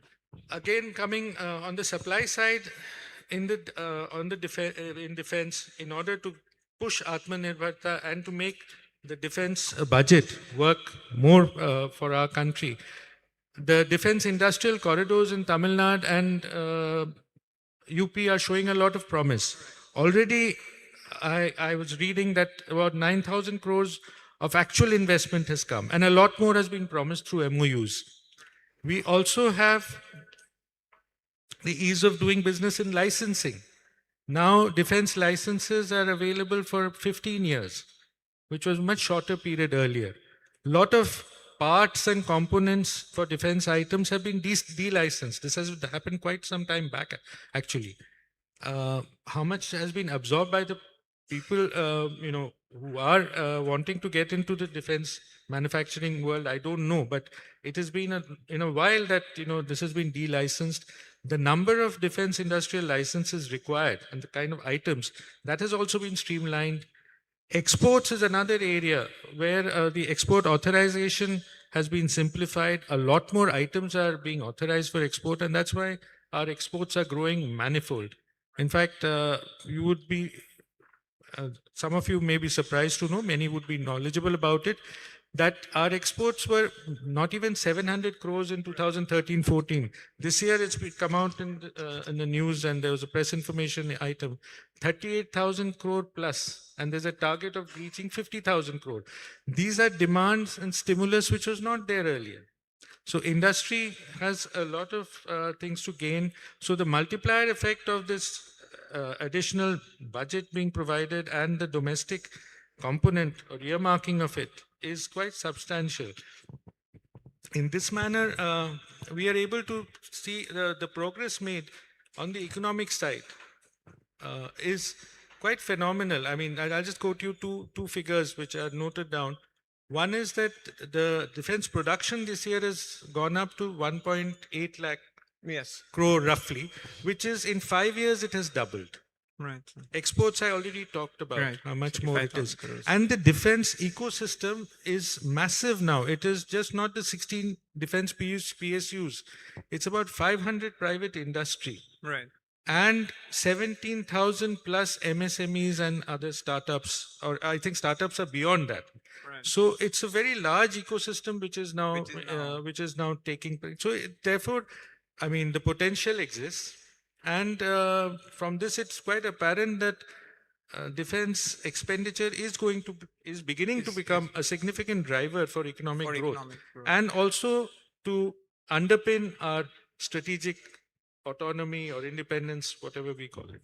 Thanks for those opening remarks, Mr. Tasidar. And I think the point that you were making, expansion in CAPEX and the expansion of the budget itself, and then the empowerment points, exports, etc., all of that leads to the fact that over the last 10 to 12 years, work has progressed and on the right foot.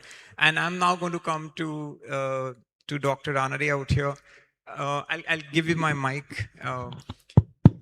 So we've, as civilians, we are not students of war, but suddenly everything around us is weaponized, from things like trade and materials and water and rare earth, etc. As an economist, how do you view this, and what are the challenges that a nation faces when common things such as trade can be weaponized? So your views would be... Thank you very much, and thank you, Vyana. So instead of answering what does a nation face, let's talk about India. Right. What are challenges faced by India? So I can think of 7 challenges, but before that I want to illustrate from General Shukla. He said this year India got rank number 1. We shared the first prize with China, with Russia, I think, South Korea. 4 countries jointly number 1 in the physics Olympiad. 5 gold medals. Everybody who went there were 5 Indian students selected, and all 5 of them got gold medals. And this is the 27th year of the physics Olympiad, international. 87 countries compete in this. Every country sends their best students. Each country takes it very seriously, spends lots of money. And we are winning the first prize in the world. Okay, so I'm just going to tell you what the challenge is. And we have been, for the last 10 years in a row, no Indian student comes back without a medal. If not a gold medal, either silver or bronze. So General Shukla, the challenge is, in the last 27 years, 68% or 70% of these kids go on to do PhDs. Only 32% remain in India. So when you say what are the challenges of India, let's be realistic.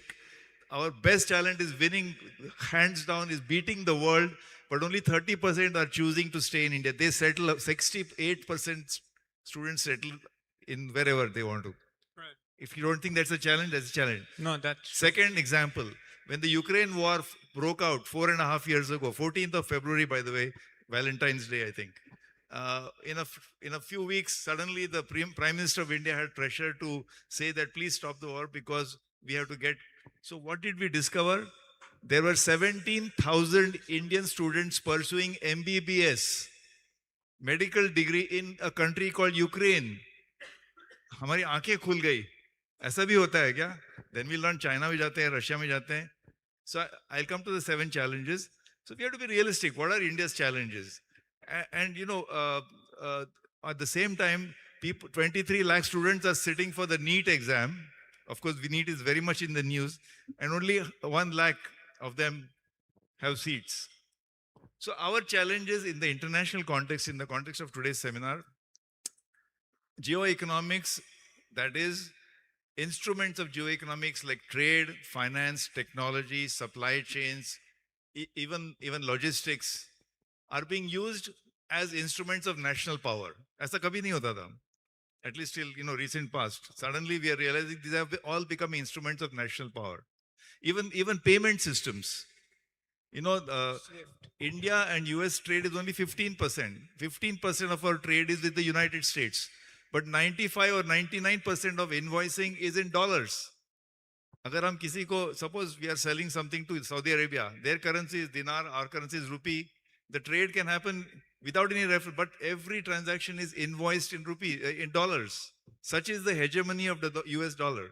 No wonder there. So even payment systems. So our challenges are, number one, that the multilateral trading system is completely weakened. So we were used to depend on that. From 1944, we used to depend on that. So now we have to do by, we're signing FTA with UK, with EU. So we have to, and this is free trade agreement is not, it's a bargaining thing. It's like, it's power negotiations. Second, we have to depend on China as well as the West. How to get out of it? I'm not talking about Atmanirbhar. If we are too much in China, the Americans get upset. If you're too much in American side, the Chinese get upset. So that's our second challenge. Third challenge is energy, that I don't need to expound. Fourth challenge is the fact that the climate is used as a barrier. We have a very successful aluminum export out of India. Suddenly the Europeans are saying there's a CBAM, carbon border adjustment mechanism tax. So because we burn coal to make aluminum, we have to pay a tax, export tax. So these are some of the challenges. I must say that I started with the example of the gold medalists settling abroad and the MBBS. Human capital. Our big challenge is how do we build human capital? We talked about Vibhav or Vaibhav, and the point was that he is settled in Australia or America. Why are they? This talent is there, but we are not able to build human capital domestically. So I think that's these are the challenges. I could list them, but the challenges is that we are living in a world where these are becoming instruments of coercion, and we used to believe in multilateral rules, and that is breaking down. And then we are forced to choose, are you in the China camp or in the West camp? So we have to develop this strategic independence, but at the same time, we are deeply dependent on either crucial inputs. They said drone ke baare mein bahut baat hua, but if I'm not mistaken, you use magnets in drones, right? Yes, absolutely. And magnets, permanent magnets, we have a huge dependency. Anyway, sorry, I'm taking, we have only 18 minutes left. No, that's okay. I'm going to shift focus to the man who manages money for a lot of your clients, etc. And you've heard so much from the defense personnel and the people who've actually been part of security of the nation, and now you're listening to luminaries from the civilian side. As a manager of money, where are the opportunities that one can look at? Because this is also an opportunity, because it's throwing up so many investment stories. So how do you view that? So first of all, thank you to Vyana for inviting me, and it feels so actually weird when we are talking about such a serious issue like national security to talk about investments. But to answer your question, a lot has changed post-COVID, and especially because of a lot of these geopolitical events taking place. They are not anymore short disturbances. They are basically leading to structural changes on how we think, right? From globalization, we are talking about autonomy in key segments. First, let's talk about casualty. First has been ESG investing. 7 years back, we were all talking about ESG, carbon footprint, and etc. And now the key segments which are doing well are actually anti-ESG segments, Absolutely. right? Absolutely. In fact, sorry to butt in, but Germany has gone back to coal-based. Absolutely. Angela power. Merkel put so much of effort to remove nuclear energy, and see how much they struggled post Russia, Ukraine, the issue which started. So first was ESG investing, but obviously it has thrown a lot of interesting opportunities also, if I may say that. Not only in India, we manage around $280 billion globally. And one of the key segments, and which is pretty intuitive, is defense tech. That segment is doing pretty well. Uh, Something like semiconductor, AI obviously becomes key. You just have to identify where the government focus is, because what we are seeing in last 5 years, policy driven impact on a segment doing well has increased dramatically. You just have to look at where China is focusing, where US is focusing, where even India is focusing, and those segments are doing well. If you look at China, Alibaba, Tencent are struggling Yes. because they are focusing on hard tech, they are focusing on semiconductor. Those segments are doing well. All the consumer facing segments, infrastructure, bat what we call Baidu, Alibaba, Tencent are struggling. If you look at US, semiconductor AI is doing well. Even in India, if you look, is doing phenomenal. You have PLI manufacturing. We can all talk about whether PLI is successful or not, but 5 years back, when we used to talk about disruption because of war, we used to talk about run to safety, and run to safety was Nifty 50 stocks. It was gold. Yes. These were the worst performers in when the Gulf crisis started. What actually did well was defense. What actually did well was your actually capital intensive sector. So there are plethora of opportunities, but you have to in a way distinguish between what are short-term opportunities. Let's say oil and gas disruption, short-term, $100 can very well go back to $70. You have to look at opportunity in base metals, right? How expensive can base metal go? And then you have to look at long-term structural drivers. Rare earth metals, yes, they will be the key areas where countries will fight. That is doing phenomenally well. Uranium ETFs, those products are doing fantastically well. So you have to just distinguish where the policy impetus is coming from governments and what are going to scale up in future. For example, within energy, you have oil and gas, but then you can have a very strong policy response from government on renewable energy going forward because of what we have seen in the last 2 3 months. So thanks, Siddharth, for giving us that wide spectrum that even in tough times, opportunities do exist. Absolutely agree. And in fact, one of the things, as far as programs around Atmanirbhar and projects are concerned, some things that tend to get overlooked is a program called the Akash Defense System. It was probably a standout performer during Operation Sindhur. It's the equivalent of the Patriot system built indigenously at DRDO. And I mean, it's probably a result of some of the programs that have been started. So it'll be nice to hear, Mr. Dasidar, from you on some of the programs that have really helped build indigenous systems, probably something like Akash or what BrahMos has done. IDEX was... So I'll take this opportunity to lay out some of the schemes and methods by which government is trying to energize the private sector to come in, participate in this Make in India. It is no longer something which is driven only by the public sector. It is fascinating that a very large type of items ranging from artillery guns, the ATAGs, which has been developed in the private sector. You have, you talked about Akash, which is of course more of, I think, Bell and BDL have Bharat Dynamics, which both are PSUs, but there are substantial components and sub-assemblies, etc., which have come from the private sector.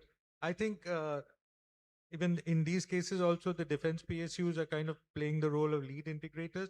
They have a large number of private and ancillary and support systems which or companies which are playing a role in making a system like Akash.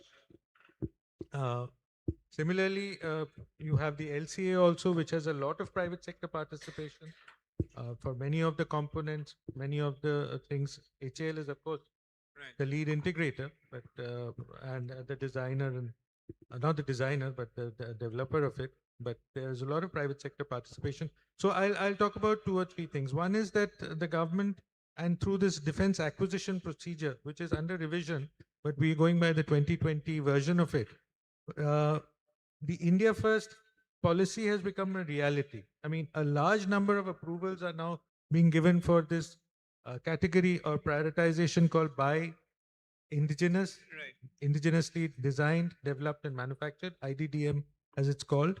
And many of the platforms I spoke about, they're all going under the by IDDM clause.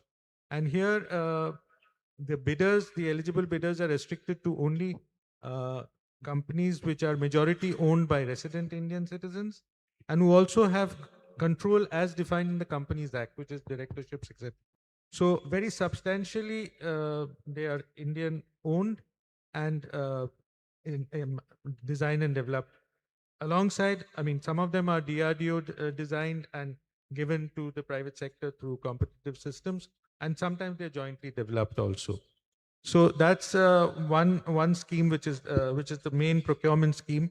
We also now have innovations like there is something called the Make One scheme. This is a scheme where DRDO identifies partners to develop prototypes of lab tested technologies, and where the government gives up to 70% of the prototype development cost or 250 crore, which is quite substantial by our systems, of course, compared to other countries, which was being mentioned. It may not be that level of investment, but government is actually putting a leap of faith because they're committing this amount for a prototype, which may or may not succeed. And what is the incentive for succeeding in doing this is thereafter, the acquisition process is through the same by IDDM. So you're more or less assured if you succeed as an industrial partner, you're more or less assured of getting the follow-on order. Of course, there will be a price, price revelation and fixation, etc. So there will be commercial bids and again technical evaluation, but you have that first mover advantage. Besides this, DRDO itself has been over the last 6-7 years, they've been earmarking 25% of their R&D budget to be spent with industry, startups, academia, to be spent by them, so that this innovation doesn't remain, or defense innovation doesn't remain restricted to DRDO. It becomes more wide-ranging and open to others. And DRDO is operating two schemes that I'll talk about. One is the Technology Development Fund. This is a scheme being operated by them, which gives up to 50 crores grant and about 90% of a particular project or prototype development. And it is targeted mainly towards MSMEs. I think I'll quickly finish. I think I'll wrap up. Yeah, okay. Since you mentioned IDEX, I'll take a minute and a half on IDEX. This is a very, it is called Innovation and Defense Excellence. So I won't use the word again, but it's something very new. And it is the way it is being administered is also very novel, because a Section 8 company called the Defense Innovation Organization is driving this. Money grant is, of course, given by government, and participation is from individual innovators, startups, MSMEs, academia. And the selection system is very simple. Problem statements are given, and they are developed into challenges which are put in the public domain. Applicants respond to those challenges, and based on the price as well as the technology they are offering, but for low capital investment and high innovation, IDEX is the scheme, supporting, and people can get up to 1.5 crore of grant to do these things. So these are some of the ways in which government is supporting. Thanks so much for explaining that. And I quickly go into speaking to Dr. Anade. With two wars now, clearly the West, and obviously for India as well, there has been the issue around inflation and interest rates. So it's not as if anyone wanted all of that to happen, and clearly the West has also struggled because of that. But as an economist, how do you view what is happening currently when it comes to matters such as supply chains, interest rates, inflation, and its impact on India? How would you like us to view that from your lens, from an economist's lens? No. So we have only 7 minutes. I should speak in sutra form. That see, India's situation, the fact that we have to be exposed to inflation, higher oil price means higher inflation. higher fiscal deficit because they have to give more, the petrol pump goes up only by 7%, oil goes up by 50%, petrol pump price goes only by 7%. So fiscal deficit, higher inflation, higher fiscal deficit. So sooner or later, higher interest rates, which will affect cost of borrowing. Uh, and then of course the drain of foreign exchange and the exchange rate falling down. So let us not think that this is only caused by West Asia. There are not two wars, by the way. There are multiple wars over the world. I think there's some 15 or something wars going on. And let's not forget Gaza. So let's be aware that the rupee fall is because we have dollar shortage. The India always needs about, so we have always, for the last 50, 70 years, we always have a deficit. We import more than we export, despite all the impressive, defense exports going up to 40,000 crore this year. But we always have a shortage of dollars. Where do these dollars come from? FDI. Or stock market.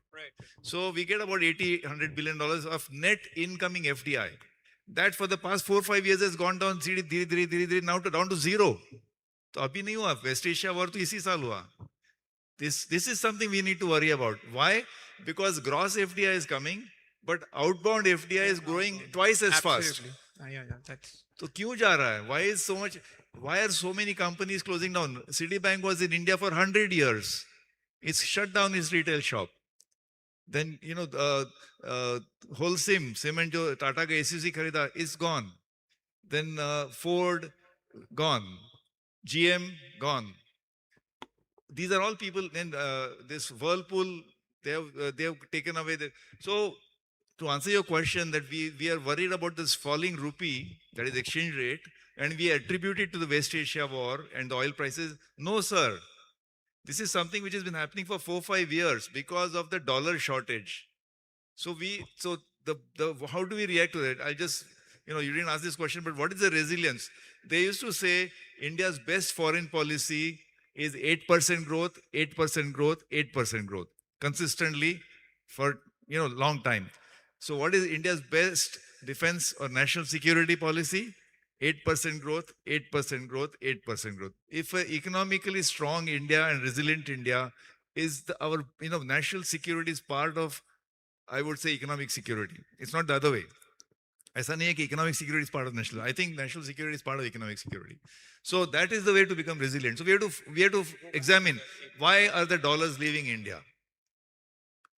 Why are we still importing so much import dependence? After Galwan, we introduced so many restrictions. In the year of 2020, in the same year, Chinese imports grew by 15%. India-China trade by, so 2021 mein kya hua? Another 15%. 22, today China continues to be the India. So what is this? 100 countries export to China. See, we think about China as the biggest exporter in the world. But China is also the biggest importer in the world. We forget that. And how many countries are exporting to China? More than 100. What is India's share of Chinese imports? Not even 0.1%. Imagine if you had only 1% market share of Chinese imports. China imports are about 1.5 trillion. Usme se 1% market share milega, it will substantially wipe out the bilateral deficit between India and China. Why can't we take 1% market share of Chinese imports? Of course, I know among the defense personnel, this is a very sensitive topic to discuss. So I think to answer your question, what is the reason why we are facing this? Some of it is a structural, and we have to focus on getting high growth, sustainable growth, which is for multiple decades, and inclusive growth. That should be the focus of national strategy. No, thanks so much for elaborating on that, and gets me straight to Siddharth, because Dr. Ranade raised this really crucial point about capital flows, and that's something that we've been seeing clearly for the last 3 to 4 years. So as an FII also that you operate, why do you think flows have gone out of the country, and do you think anytime soon FIIs are going to be back? One of the reasons for also the dollar's fall has been capital flows. Outflows. See, FIIs look for opportunity and good valuations. To be honest, we are talking about drones, AI, everything. That ecosystem in India is very nascent. From a semiconductor point of view, what is doing well in the globe? AI, semiconductor, high-edge defense tech, etc. And all those ecosystem doesn't lie in India. They're investing there. All these are giving superlative return. Look at what South Korea market has done, what US is doing.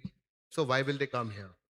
Second is eventually they will come because valuations when we are looking at right now has gone below long-term average. You are looking at Nifty at 19 PE, etc. And I think once valuation becomes attractive, you're already seeing correction in US because there's a point to which you can chase after any asset class, right? After a point in time, the valuations does not justify uh, the investment anymore. And perhaps we can have that debate on semiconductor and AI at a later point in time, but they will eventually come back if markets become more attractive. They just want to earn returns, and returns is something which is not coming in India in last 2 3 years. It is coming outside. So when the returns will come, if I will come back.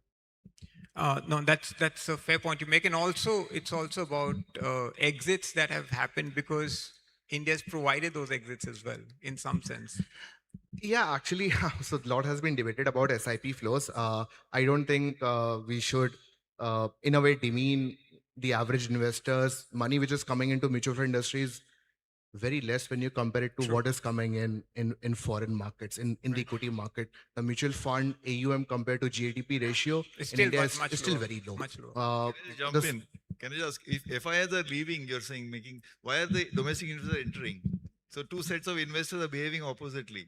And for the first time, I mean, in my experience, this divergence has happened after 15 years. It's something I've noticed after once it is leaving. So see, one thing which has also happened very interestingly is that there are a lot of opportunities which are coming up where you can invest in the stock market, right? So sadly, RBI is not allowing us to invest through mutual funds abroad. via to offshore markets. So people are finding opportunities in India, and if you start looking for pocket of opportunities in India, uh, apart from Nifty, apart from BFSI, FMCG, there are many. You can talk about defense, which has grown by 25% in last 5 years from a revenue point of view, expected to go by 25%, etc. So there are pocket of opportunities, but there's lack of options also, to be honest. But I think as far as FIR is concerned, like I said, that if India becomes from a valuation point of view around 18 PE, We're they will getting come there. back. Yes. We're getting there. No, thanks so much. I mean, on that note, that opportunities exist and FIS would look at it from a valuation point. The fact that, sir, you mentioned about expansion of the budget, capital expenditure, etc., and so many new projects, and for you to highlight some of the challenges that we face and to give us that view. I'm truly grateful to all of you for bringing it all out and for now question and answers that some of you may have to the panel out here. Please feel free and ask questions. Yes, sir. For General Shukla, please.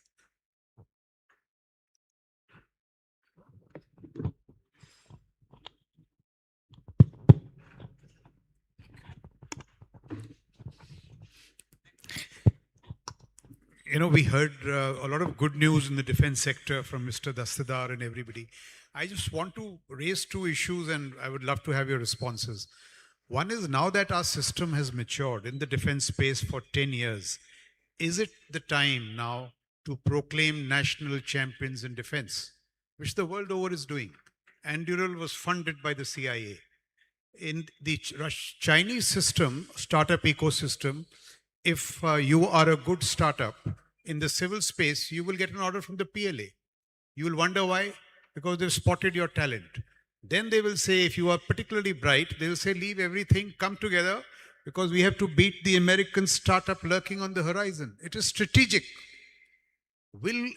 Now that we have a lot of good news, we heard the figures that Mr. Dasadar rattled out. We have to back our Sarvams and Galaxies and all in the international space. And the second point, I would like Mr. Ranade. You see, it's not defense versus economics, so that's not the issue. Look at the Gulf today. They are saying we wasted $3.7 trillion in pleasing Trump. We might as well have created our defense capacities. China has used defense to pump prime its economy in many phases. India, a lot of good things are happening, but these larger issues need to come. National champions. The talent piece, you know, I just want to raise it. It is linked not to our larger statecraft. See, what do the Americans do? They take talent from all over the world, Satya Nadella, Elon Musk, Vaibhav, whoever, give them the best university spaces where they create technology, wealth, and use much of that wealth to have a 800 or 11 aircraft carriers, 800 bases. It is not economics versus defense. It is an integrated statecraft. So these 2 points, I would love to have the observations of the panelists. Can we do this? Is it not possible in India? And one third point, if I may just slip in. You know, all these figures that we've heard, if you actually speak to startups offline, they will give you an entirely different, sir, itni bureaucracy hai, itna regulation hai. So I can't get what the truth is. And some of the figures might be the other way around, if exports are going up and all this. So, and why these need to be honestly tackled? Because we'll not get to the next phase. Many of them will tell you that regulation is not eased. So, you know, these 3 issues, if we could have an honest. So if I can jump in. So there are 3 questions. Last was about the bureaucracy. Second was about the talent. And the first was about the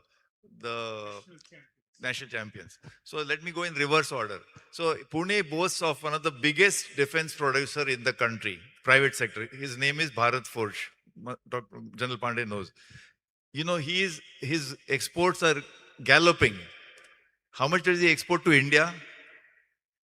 Negligible.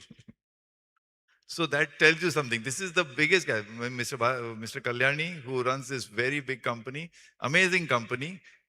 So you're right, absolutely right. And when I say 8% growth, that requires ease of doing business. So you talk to the MSMEs.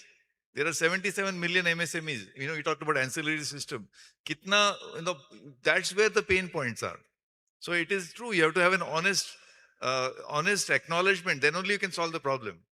What does it mean? Ease of doing business doesn't mean you drop all the laws. You know, aisa nahi hai. In Germany or South Korea, they have hundreds and thousands of laws and regulations, but it's all predictable. You fill out everything, you comply. If you don't comply, penalty. So that's the answer to your third question. The second question, the first question was about champions. By the way, there's a recent book from China of somebody who has lived there.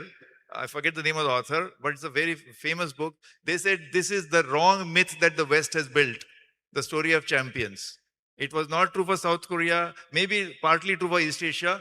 Company like ByteDance, क्या नाम है उसका, Jack Ma का, or even Huawei, they were all fringe players.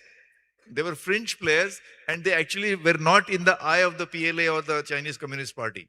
They became so big, that's when then they said, you better align with us. So actually, it is not as if consciously they drove so this is a very important book. So we should not learn the wrong lessons. The real lesson is ease of doing business. And the second question was about talent. And that's what I'm saying. There's sorry to again quote a Chinese phrase, proverb. वो बोलते हैं कि इस साल आपको अगर आपके, if you want to solve your problem for this year, meaning if you have if you have an economic crisis for this year, grow some rice. If you want to plan for the next 10 years, plant a tree. But if you want to plan for the next 100 years, educate a child. China had 0 universities in the top 25 ranks of the world, and this is Western metrics. Today, 6 or 7 Chinese universities are in the top. They have beaten Stanford and MIT and Harvard at their own game, and not by some gaming the citation systems. Genuinely, Peking University, Tsinghua, and all are in the top, top 25 in the world. Human capital, and this didn't happen just by miracle. So that's where our focus should be. The determinants of long-term sustainable growth is human capital. Can I? Let me just try and respond to let me respond to General Shukla's point about the just figures that I have mentioned. It's look at it like this: that the government today is taking this leap of faith by actually saying that here is funds available for you to make prototypes. Even if you don't succeed, we are willing to accept. I mean, there's modalities to be worked out. There'll always be some process and there'll be some reluctance. We are a country which does not accept losses or mistakes very easily. We are very unforgiving in that way. And R&D is all about making mistakes. So one of the things where we have to grow out of, but we are in the process of moving that way, is that accept that yes, if something cannot be done, move on. I mean, rather than throw good money after bad because careers on it, and also reputations depend on it, etc. So acceptance of failures will have to be a very large part of this R&D. But the fact that we are actually putting up money with very limited kind of what should I say, pre-qualification procedures. I mean, people who come forward with ideas being given an opportunity to use the money and produce something.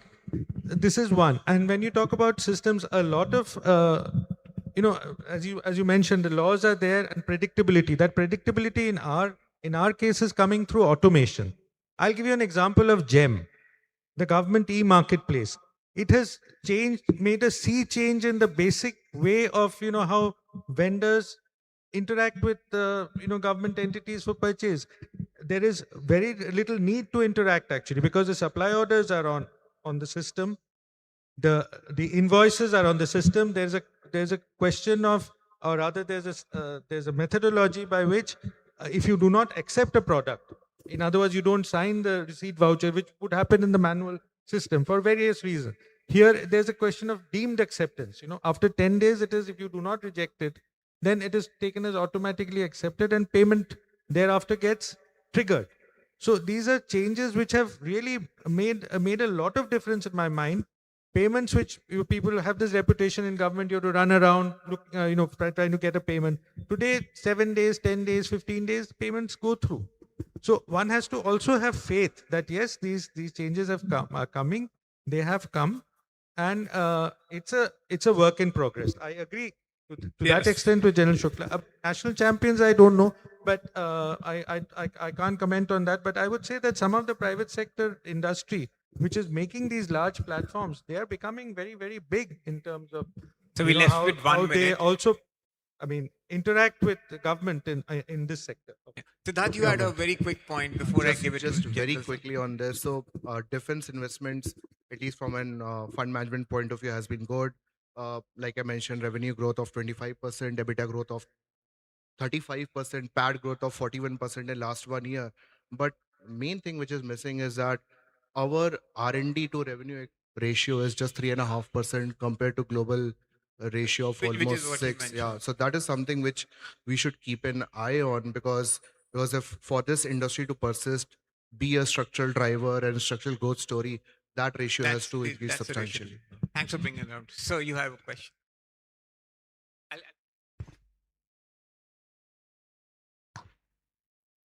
Amongst other things, why this national champion is required. On the one hand, we expect the private sector industry to invest in R&D.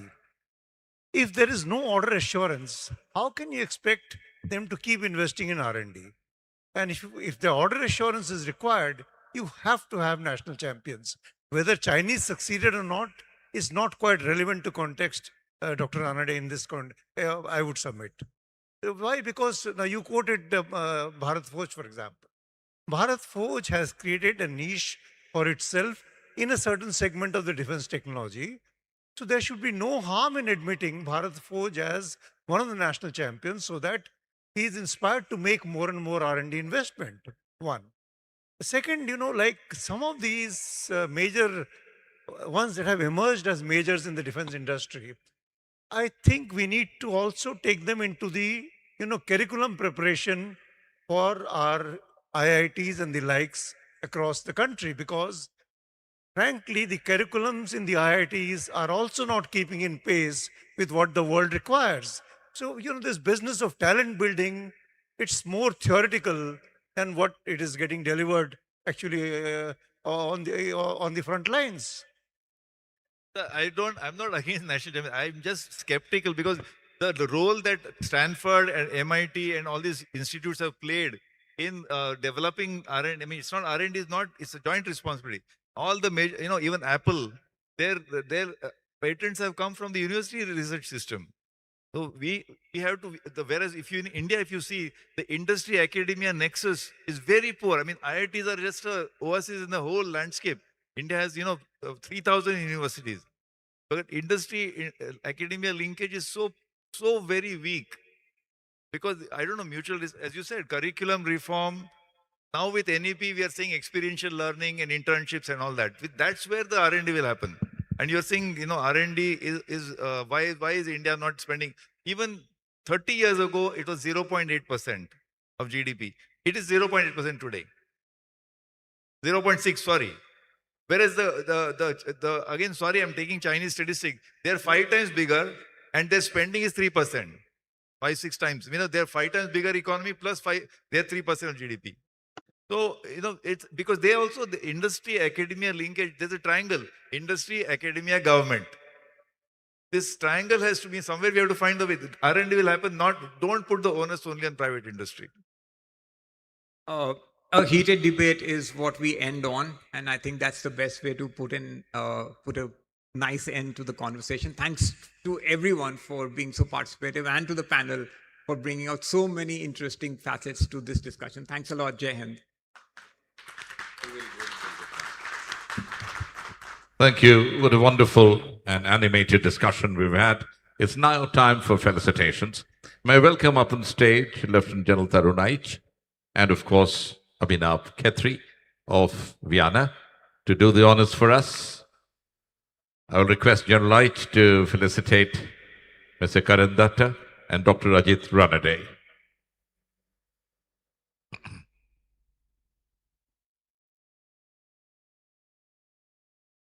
Beautiful scarf of tricolor, the silver salver. Abhinav, would you also walk up, please?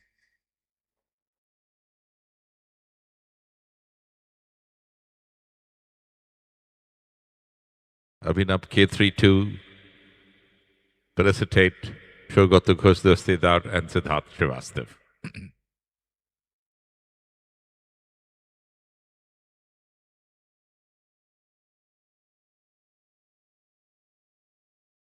Colonel Kahali, we'll have the group photograph.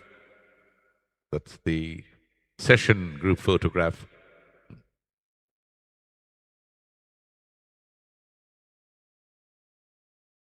So that's Abhinav Khetri, one of the founders and the director of Vyana Geo-Economic Forum. Abhinav has quite a few feathers to his cap. He has been a very good sports organizer as well. So this is the lovely frame for posterity, a golden frame.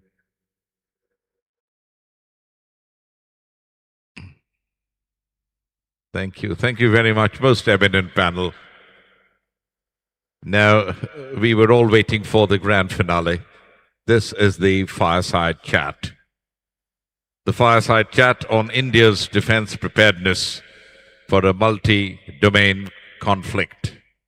Can we have the audiovisual, please?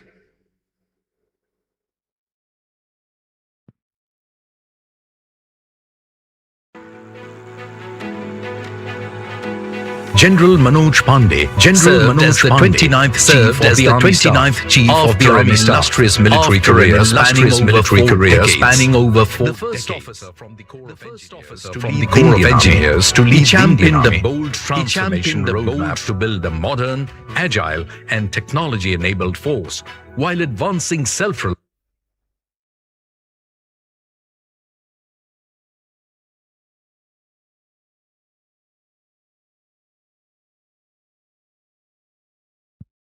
Sorry, audience technology issue. Okay. General Manoj Pandey served as the 29th Chief of the Army Staff after an illustrious military career spanning over 4 decades. The first officer from the Corps of Engineers to lead the Indian Army, he championed a bold transformation roadmap to build a modern, agile, and technology-enabled force while advancing self-reliance in defense. Today, he continues to lecture on geopolitics, national security, and defense, inspiring the next generation of leaders. Shweta Singh is Senior Managing Editor at Aaj Tak and heads the channel's programming team. With over 25 years in journalism, she is an award-winning journalist renowned for her writing, reporting, production, and anchoring. Her frontline coverage of conflicts, including Israel and Ukraine, has earned her national recognition. Today, she joins General Manoj Pandey for this fireside chat.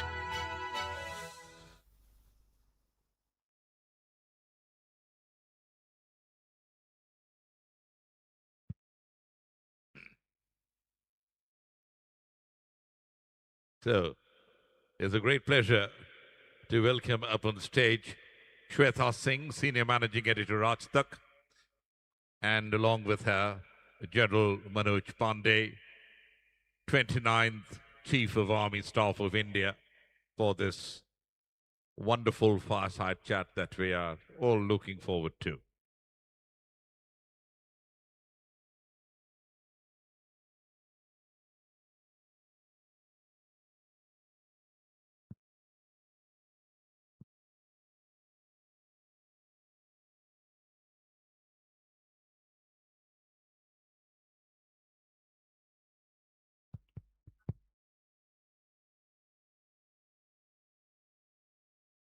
Thank you for having me. Um, I would conduct this interview, this fireside chat, as an average Indian asking average questions, sir. Uh, because I genuinely miss those days when I was happy and felt secure, knowing that I had a soldier on the border who would not let a single threat invade. I genuinely miss those days when I could see two balls of fire colliding with each other only in Ramayana and Mahabharata on television, thinking it's mythology. But today, I have to worry about the fact, is there air defense? Does it cover my city? Is it enough for a missile or a drone not to fly in? And balls of fire, we've seen on live television, people living in those areas during Operation Sindoor captured it on their mobiles. And today, sir, I'm fortunate enough to get a lot of answers from you. And you being the only Corps of Engineers officer who led the Indian Army at a time when advancement, modernization, technology was the biggest question. So you would perhaps answer an average Indian, how safe are we? Right. Thank you, Shweta, for this question. And without a doubt, and through your medium, I must assure or reassure. In fact, I was wondering why this doubt came to your mind. So you look at any of our national threats, challenges that the country has faced, and without exception, I think every time army, the defense forces, the average soldier has risen up to the challenge and delivered the goods. And that is one reason as to why soldiers or the defense forces have a very unique space in the minds of an average citizen. And this is also to do with what the army stands for. I think it is the commitment of the soldier to face hardships and even when required to make the supreme sacrifice in terms of giving his life. And that is enshrined in what we believe in, service before self. And there are a number of other issues as to what defines army as an institution, what army stands for. And I think it is a microcosm of all the values that a citizen looks for, which a army soldier exemplifies. And when we look at the commitment, I think it is again very well defined in what we refer to as the Chetwoodian motto. And most of my friends in uniform or those who had donned uniforms would recall when it says the safety, honor, welfare of my country comes first, always and every time. The honor, welfare, and comfort of the troops, my troops come next, and my own well-being, safety, and welfare come last. So these are the issues or these are the ethos by which soldiers live by. And you look at any instance, be it natural disasters, be it simple things like, saving lives of fellow countrymen. I think soldiers have never let down average citizen, and that is why, uh, that is the reason why, this kind of respect among the citizens a soldier enjoys. The reason I ask this is because suddenly everybody is talking about the fact that conventional warfare is obsolete. Suddenly people are only talking about a drone, a missile, but not the soldier. Suddenly, I know a soldier would take a bullet to save his countrymen, but a country like America, a country like Russia, they've not been able to beat their opponent. If technology could win you a war, why has Russia not won yet? Why has America not won yet? I think that's a very fair comment. And in the context of, our security threats, our security challenges, our security environment, what is very important is that we need to recognize that we have contested, disputed borders close to 3,005 kilometers on our western side as well as on the northern and eastern side. So my view is that victory markers as to what you define by victory and loss in warfare, in battle, will be determined by what kind of territory you lose or you gain. So the importance of a soldier or boots on ground will always remain very salient, very important. I heard the first conversation and it was as if the drones are going to the future in warfare and nothing else or the legacy platforms will not be relevant. I don't agree to this hypothesis.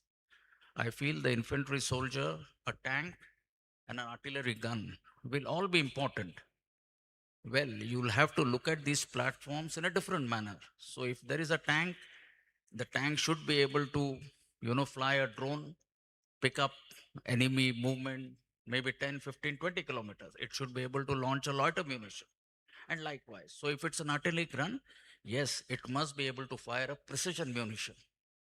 So I feel, and that is my fear, one of the lessons from Op Sindoor is as if future wars will be like what happened in Op Sindoor. Far from it. And I think there was a question from this corner wherein the conventional weapon systems will remain relevant, a soldier will remain relevant. Because at the end of the day, a victory or loss in battlefield will happen, not like you rightly pointed out, because of technology. Technology will be aiding it. We cannot ignore. We have to capitalize, optimize on the technology potential. But technology by itself, uh, I don't think is the panacea.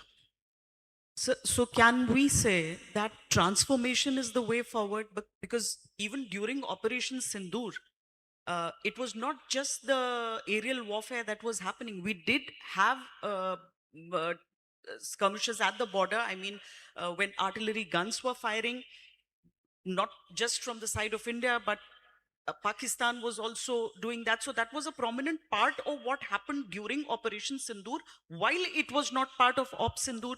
So can we say that we need absolute transformation of artillery, transformation of armored, and of course of infantry? And I think we are also moving in that direction, sir. Absolutely. So, I think in the earlier session, we spoke of the character of warfare having changed. We also spoke of new domains of warfare. It is no longer the good old, fights or battles wherein it is soldier versus soldier or tank versus tank. Which in the military parlance, we would call them kinetic warfare. So there is non-kinetic in the cyber space domain, in the electronic warfare, in the information domain, of which we didn't speak, which I feel is extremely, extremely critical. So we'll have to be building our capabilities in all these domains together, and you'll have to be future ready. Armies are often accused of preparing for the last war. But no, you have to visualize to what the future wars will be like, prepare accordingly, develop your capabilities accordingly. And that is the challenge. And that is why. So transformation is not only in terms of, what infantry, artillery, armor must do, but there are systems, processes which need to improve. We need to bring about transformation in our human resource management systems. You need to bring in transformation in jointness, integration between the services. We need to bring transformation, changes in the organizational structures, doctrines, and philosophies. So it's a combination. So this transformation roadmap is something I think we are on the right course.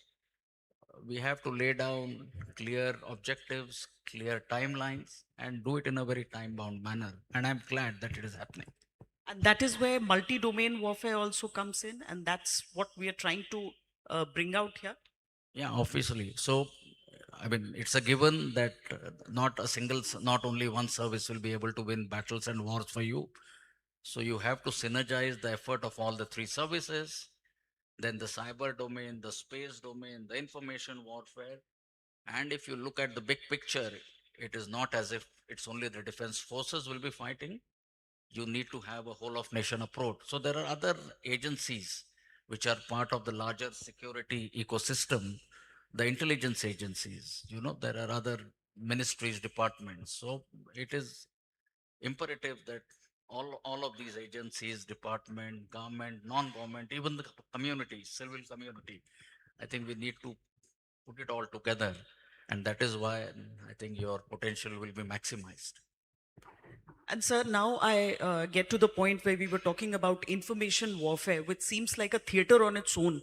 Uh, while information has been crucial, critical, narratives have been crucial, critical, what information is being put out? I mean, we can segregate information into two parts. One, which information is required about the enemy, and that decides which way the war is going. The other is what Trump does on his own. I mean, saying that, oh, we won the war today. So earlier you needed somebody to say it for you. Now all sides claim that they won the war. But information warfare, as we call it, I would like to have your views on that. So absolutely. So when we grew up as young officers and as we grew up in service, so you have a process of military planning. So information, it wasn't as if it wasn't looked at, but it was on the fringes. But I think now it is at the center stage. It has to be integral part of your planning for military operations. Earlier, you only worried about influencing the minds of your own population, your own people, or the adversaries' population. But now, because of the reach of media, social media, electronic media, and what have you, you have to look at what are the international implications. You mentioned you don't know what is correct news, what is fake news, what is deep fake, who is winning, who is losing. Now, all this requires experts to handle this important facet. You cannot have just generalists doing this. We also need to bring about changes in our structures, our systems, our philosophies. You need to have strategies in place as to how do you deal with this important aspect. We need to have a central agency rather than while each one will do their own thing, there has to be a common theme. And in military, we had plans for different contingencies. So we said, if this happens, I'll put plan A in place, plan B, and plan C. Similar thing you need to do for information operation, so that you're not just reacting to what your adversary is doing. So you need to have alternatives already thought through, and then you put that information plan in place. So it's a different ball game now. But in all this, speed is important, credibility is important, and as you saw very recently, evidence is important, because somebody asks you, tell me where is the evidence that you did this. So I think all these three aspects. We did pretty well during Operation Sindoor, with the officers coming up with all the elaborate maps and what destruction we've done in Pakistan, and show it. So it was actually Pakistan chasing it and trying to say that no, this did not happen, and putting up old pictures of the same place. Do you think we did well with information warfare? If you ask me honestly, we could have done better. So yeah, and I think like in everything in life, you learn lessons from each episode. So yes, I mean, and I'm sure the senior leadership, the national level, at the military level, have put those systems in place. But information operations is going to be extremely, extremely critical. What narrative you want to put out, what is the perception you want to, create amongst your people. So you have to have systems which are very agile, which are responsive. You must not overdo it, and it has to be part of a strategy, just like you're fighting on the battlefield. Otherwise, we've always had 1971 Tangel, which was very critical how the international media spoke about it, and that was a very big factor for the adversary. But now it is more of a ball by ball update whenever a conflict is going on, sir. It has to be in real time. Time is of essence. That's why I said three things: speed, credibility, and possibly evidence. All three are important. So, and you need specialists to handle it. You need structures, tailor-made structures, and a proper strategy to deal with this animal. So also, I want to understand something. We've been repetitively saying that, okay, conventional war is conventional. It's not about present day. We look at what happened between Israel and Gaza, Hamas. They kept on fighting. There was artillery fire. There were rockets being fired. It was a long drawn conflict. But ultimately, only when the infantry invaded Gaza, they came close to a solution. America is still contemplating if they need boots on ground. So, can we say for sure that conventional warfare is obsolete? Or if you need a decision in a war, you still have to go that way? Yeah, so I think we discussed this in the first question. I think it is important, so what is your end state that you are looking for? What is your objective at the outset when you went in?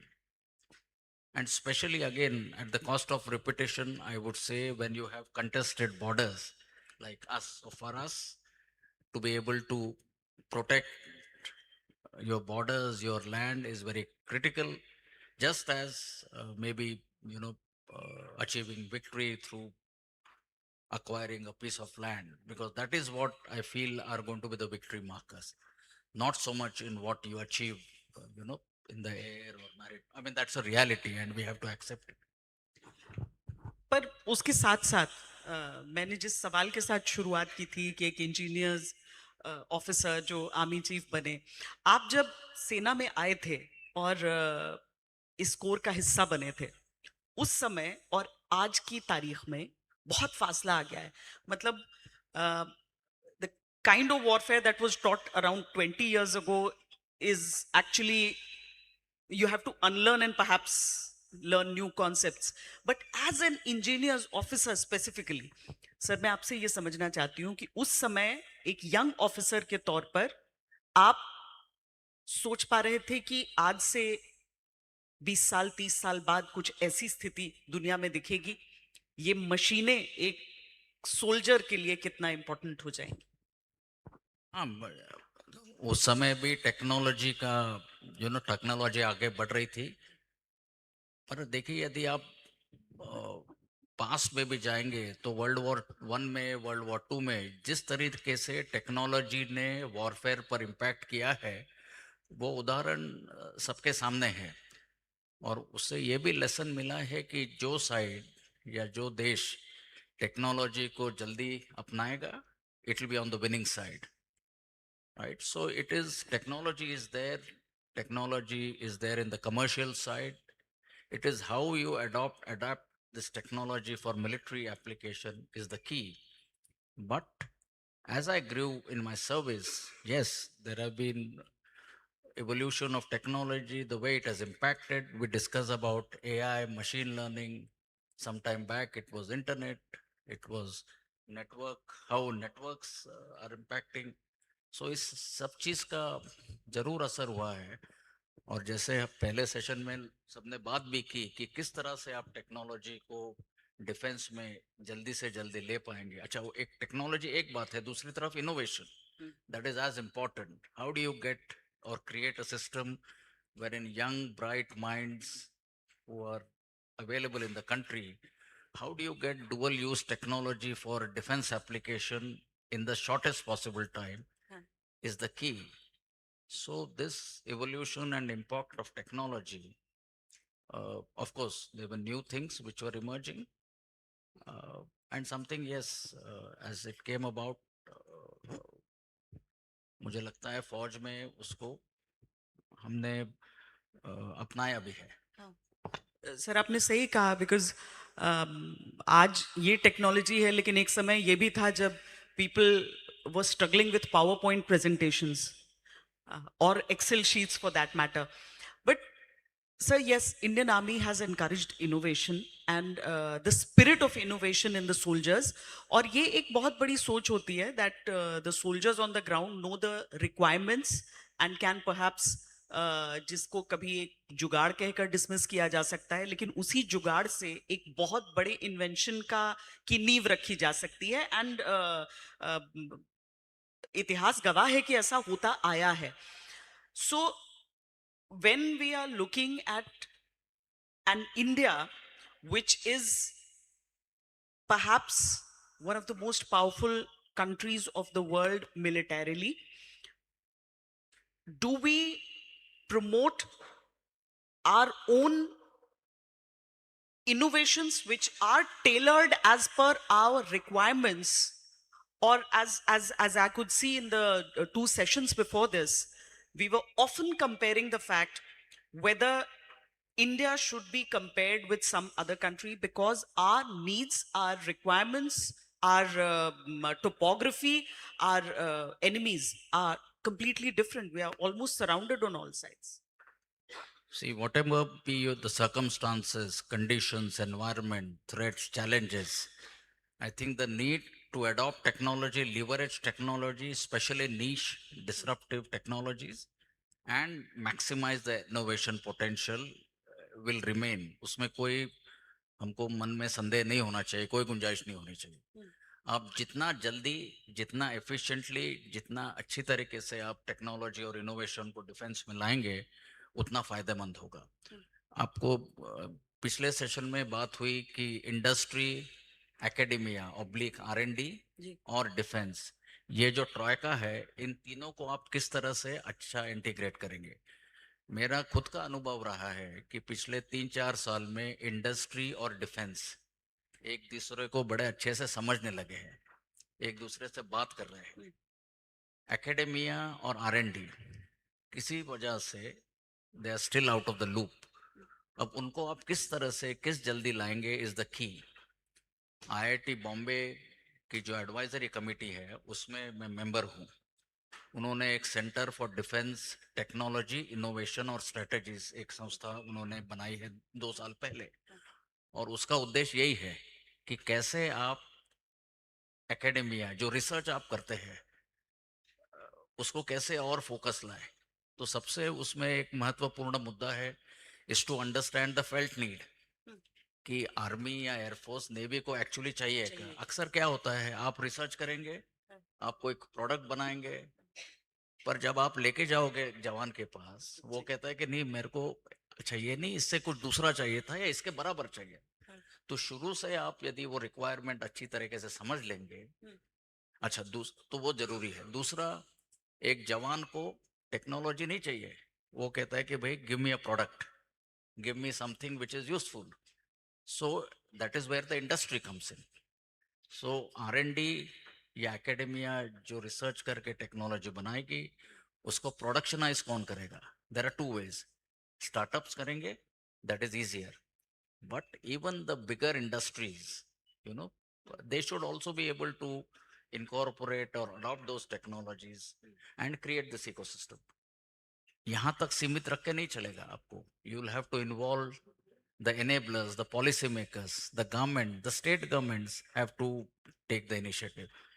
कुछ ही दिन पहले I read in the newspapers that the center is creating 7 defense clusters, जिसमें कि हर एक cluster में एक lead state होगा, एक को लीड होगा, वहाँ के 3-4 IITs है वो होगी और इंडस्ट्री होगी, और ये 7 डिफेंस क्लस्टर्स को एक थीम दी गई है.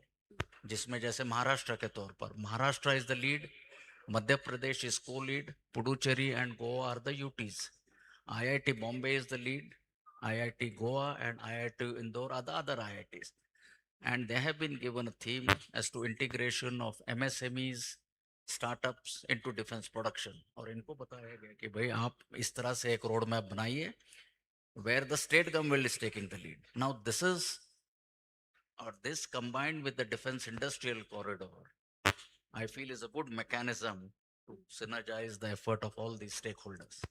Are you satisfied where we are as far as strategic self-dependence goes? My view is that yes, there is good beginning we have made, but much more needs to be done. So we cannot be, to give you a simile, it cannot be, we need to not only do incremental things, you need to leapfrog, if not pole vault, so do some major policy changes. And there was some talk of national champions. तो मेरी समझ में national champions cannot be the new startups. They have to be the big, 4, 5, आप जो भी decide कीजिए.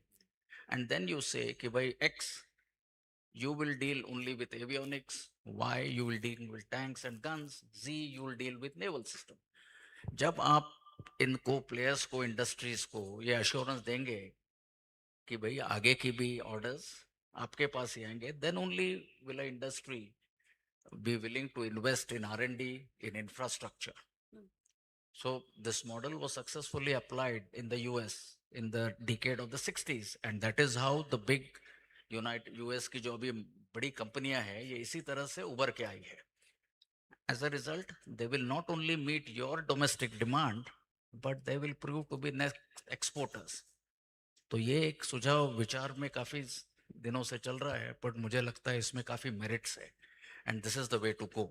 ताकि everybody is defined, there are flip side to it, उसके कोई cons भी है, but उसका हम उपाय निकाल सकते हैं. But इस विषय पे यदि विचार होगा तो इसमें मुझे लगता है अच्छे सुझाव या ideas भी आएंगे. Because so we were, one of the panels was discussing about AMCA, and while we may be very happy that it's the 5th generation aircraft that we are finally about to make, but by the time it will be ready, we don't know where the world will be. But we also need to understand the problem of those scientists who say that it ultimately boils down to what percentage of make in India it is. And still, if we talk about creating an ecosystem, whether it is the gas for an air conditioning unit or an ejectable seat, there is still a lot of struggle there. Perhaps we needed to start much sooner. Yeah. So, I mean, leave aside what we haven't done for these many years. I mean, that's a different story. And I don't think we haven't done nothing. We have done things. Yes. There will always be a dilemma. And so, either you develop your technology, which will take 6 to 7 years, या 4-5 साल लगेंगे. That is the true spirit of आत्मनिर्भरता, जिसमें कि ये category है indigenously design, developed and manufactured, जहाँ की IP, इंटेलेक्चुअल प्रॉपर्टी राइट्स आपके पास हो, वो पूरी टेक्नोलॉजी आपकी है. ये एक मॉडल रहा जिसमें समय लगेगा. दूसरा मॉडल है कि आप टेक्नोलॉजी किसी दूसरे देश से ले, उसका प्रोडक्शनाइज इधर करें, बट उसमें वो आपको प्रोडक्ट जल्दी मिलेगा, but technology will not be with you. So, अच्छा, जहाँ तक services का सवाल है, they say कि I need the best. So they will possibly go for a situation where even they don't mind if technology comes from outside, but productionized here. So how do you strike a balance between these two? I feel is the key. Otherwise, if you think Atmanirbharta is just getting technology from outside and productionize things here, that is not the true spirit or sense of Atmanirbharta. But I fully understand the dilemma. It's not an easy thing to choose between, but I think there are policies being looked at so that there are subsystems, uska IP aapke paas rahe. So I think the establishment, the government is more working towards it. Because sir, when you talk about foolproof security, probably 10 years ago or even 5 years ago, we could have said that you need a good battle plan and you need good guns for the soldiers, good artillery guns and everything. Right now, even a country like Israel, which has a tried and tested air defense system, Iran destroyed it with their cluster bombs. To dal dal mein paat will always be there in such real life conflict. Absolutely. And I mean, this is one example जो आपने दिया. दूसरा उदाहरण है एक तरफ drones, but आपको counter drone system का भी उतना ही विचार करना चाहिए. सो जिस तरह से ड्रोन्स डेवलप हो रहे हैं, उस तरह से उसका काउंटर ड्रोन सिस्टम्स भी आपके पास होने चाहिए. तो दोनों इस पे you know just like in the past also, so you have a tank, somebody else came with a counter to mobility, etc. So both drones, counter drones, and whatever system you might have, it will never be foolproof. There will always be a counter, to be. So again I say this, it's not only technology. Technology आप adopt करेंगे, उसके साथ साथ आपको structures उस तरह से बनाने पड़ेंगे, ऑर्गेनाइजेशंस बनाने पड़ेंगे, आपकी एम्प्लॉयमेंट फिलॉसफी आपको बनानी पड़ेगी, आपका जो टेक्नोलॉजी थ्रेशोल्ड है सोल्जर्स का, उसको भी बढ़ाना पड़ेगा. सो just acquiring technology like a toy by itself is not good enough. Unless you do all of this, you will not be able to maximize its potential. Human beings have always been known to be pompous and be criticized for the fact कि ये धरती सिर्फ तुम्हारी नहीं है. But at the risk of being called pompous and a human, I would say that probably no machine can beat the intuition of a soldier.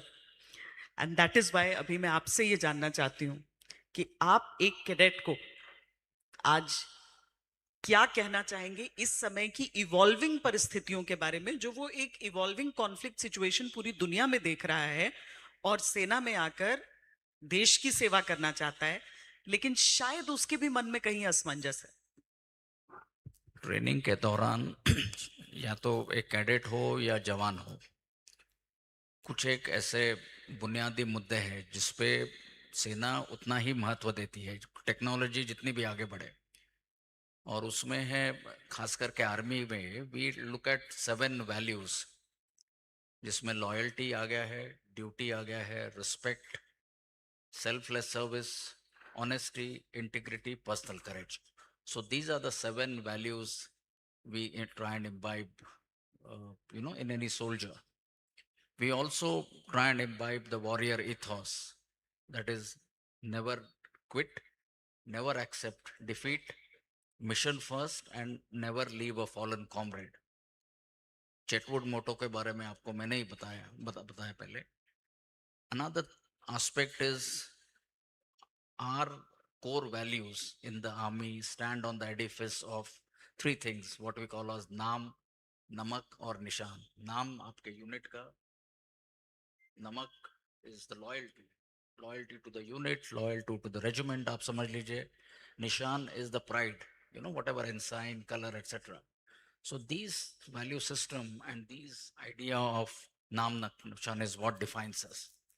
There is also people, invariably, a lot of people ask me, so how is it that a soldier, a nameless soldier, when he joins or dons uniform, what is it that he associates with? What is that magic potion जिसके लिए वो अपनी जान देने के लिए भी तैयार है? Now this magic potion in the army is what is called as a unit, battalion, pulton. जब भी आप भर्ती होते हैं तो you belong to that group of 800 men जो कि आपके साथ लाइफ लॉन्ग रहेंगे, सर्विस में और सर्विस के बाद भी. जो भी आप कर रहे हैं वो आपके यूनिट के इज्जत के लिए कर रहे हैं, यूनिट के नाम के लिए करेंगे, right? And the unit looks after the soldiers. So, and this is what we lay great emphasis in during training, to build that camaraderie, to build that teamwork. And that is why a Jawan identifies with that unit. Well, he will give his life for nation, patriot, वो सब ठीक है. The bottom line is he will do it only for the name of his Paltan or unit. And that is what we lay great emphasis on during training in our training academies, etc.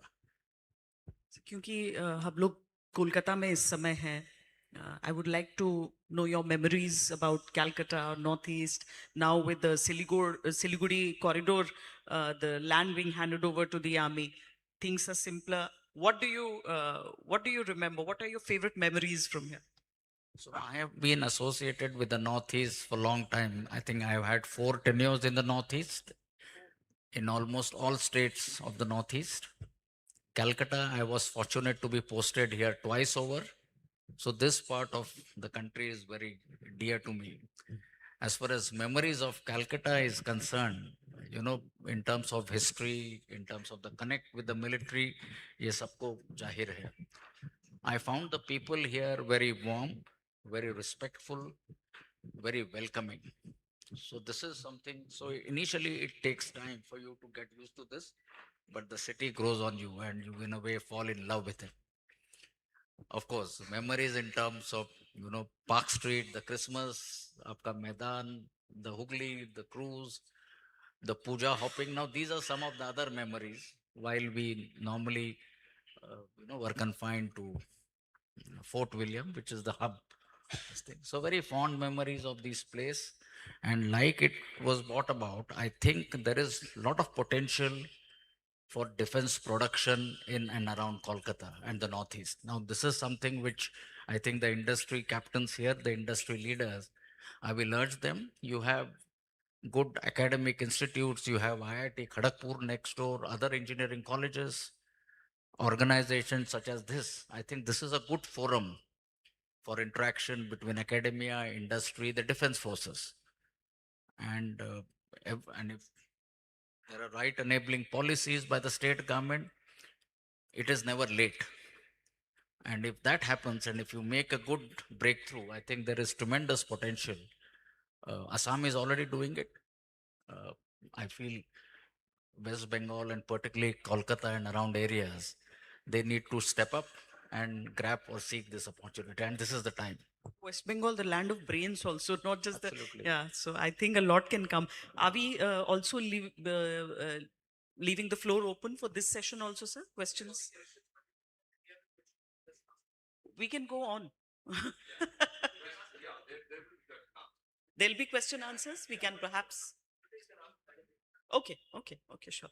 So apart from just plain simple technology or their integration in weapons that we're talking about, AI comes in a big way when we talk about the army. I think for the past few years, and even during your time as the chief, you were responsible for a lot of advancements. How much are we seeing movement on that account? And I think the situation keeps changing very quickly, even before you realize. Absolutely. So without getting into the granular details as to where we are, I would just wish to highlight one point, which I always believe, that army, or for that matter, navy, or one is to do things yourself. Second is to engage with other government initiatives like National AI Mission.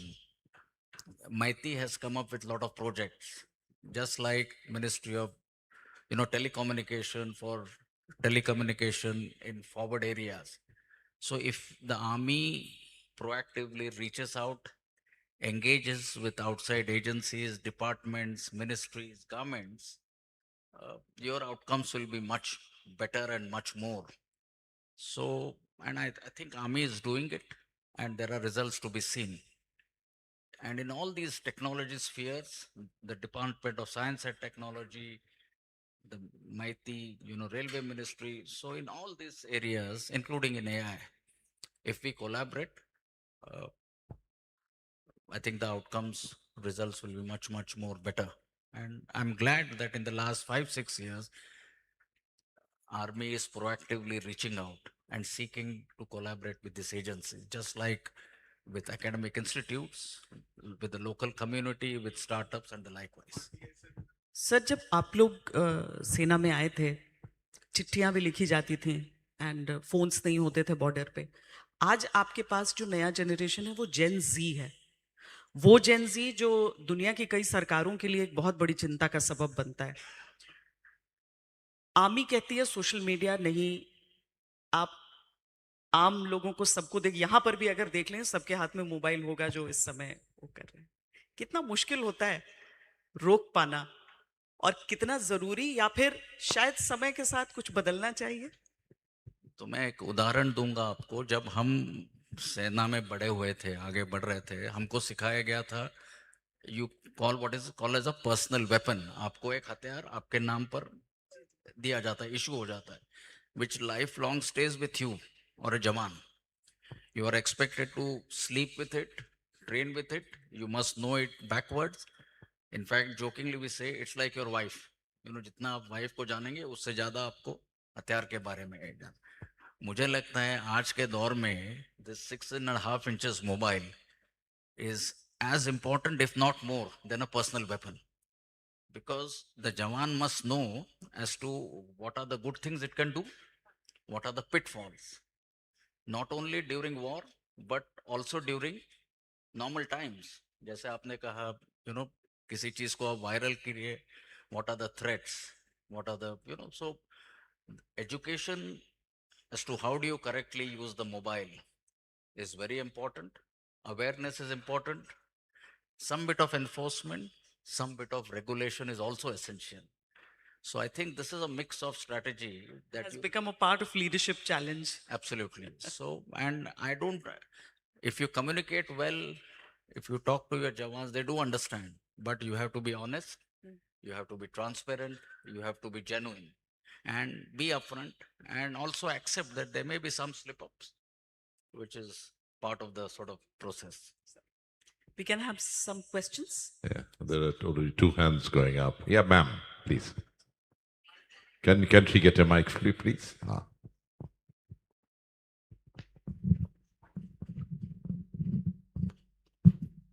Good evening, General Pandey. I've heard a lot about technological development, about drones, and about national security challenges. And you have mentioned about intelligence agencies as well. So could you please give me an insight as to what role does it play in protecting our country? You mean the intelligence agencies? Yeah. So, I mean, a lot of ladies, gentlemen here would know there are intelligence agencies at the state level, at the national level. There is internal agencies, and there are external intelligence. Largely, you know, they give you inputs on which are maybe, if I may, threats, what are the challenges, what is happening. So they form very useful inputs to the military. So if I want to know what is happening across the border, just across the border and maybe 100 kilometers inside, military cannot have presence there. So there are strategic intelligence agency who through satellite, maybe through their sources, through electronic intelligence, can give you a lot of inputs. And these become very useful to us when we make our military plans, just like internal threats, internal challenges. So if we were to plan, let us say, counter-insurgency operation, counter-terrorism operations, so these kind of inputs are very important. And that is what, when I said that we need to work alongside them, especially the military intelligence. General Pandey, I want to ask you a question based on your experience as the chief. Today we spoke about everything, more or less covered the entire gamut of warfare and also economics. One thing which we missed out was the civil military fusion. Now there are certain areas in the multi-domain which actually truly require civil military fusion. But I'll not go into that. You know, that will take another full day interview with you. In the cognitive domain, we said that we did fairly well as far as the information warfare was concerned. While internally we did do well, one thing which was lacking, and it was only later on that it got rectified, was the international outreach as far as the cognitive domain or information warfare is concerned. Do you what do you think can be done next round when it happens, that our international warfare of information becomes as good as what it was internally? Because that is one area which I found. I was in the US at that particular time, and I found that even our ambassador was not really going out, and talking to the media, etc. So that is where the Pakistan is scored. Your views on that? Yeah, so I think shaping the international opinion to be able to put across our side of the story and truth is very important. And some of the methods, like you suggested, through our defense attaches, through our missions, embassies abroad, if they become proactive, uh, and if they, firstly, they must know what has happened and what is happening. And B, it has to be quick time. You can't wait for 24 hours. I mean, as quick as you could, because if you don't, somebody else is going to fill up that space. So the speed, credibility, and evidence, if you have. So this is something, as long as you are aware, uh, and you must have systems in place. You must have a strategy in place as to how you're going to do it. If there is fake news, to be able to put out a sort of deep fake alert, put them wise. But if you're not nimble footed, perhaps you lost it. You'll have to put in twice the amount of effort, and it will still perhaps not help. Another thing, so in this case, sending out our teams to different countries to put across our viewpoint, Which we did later. which we did. Yeah. I mean, yeah, But I think that later, was a good thing. as- I felt that, those teams could have had a military component or a Yes. military element Yes. amongst the veteran community.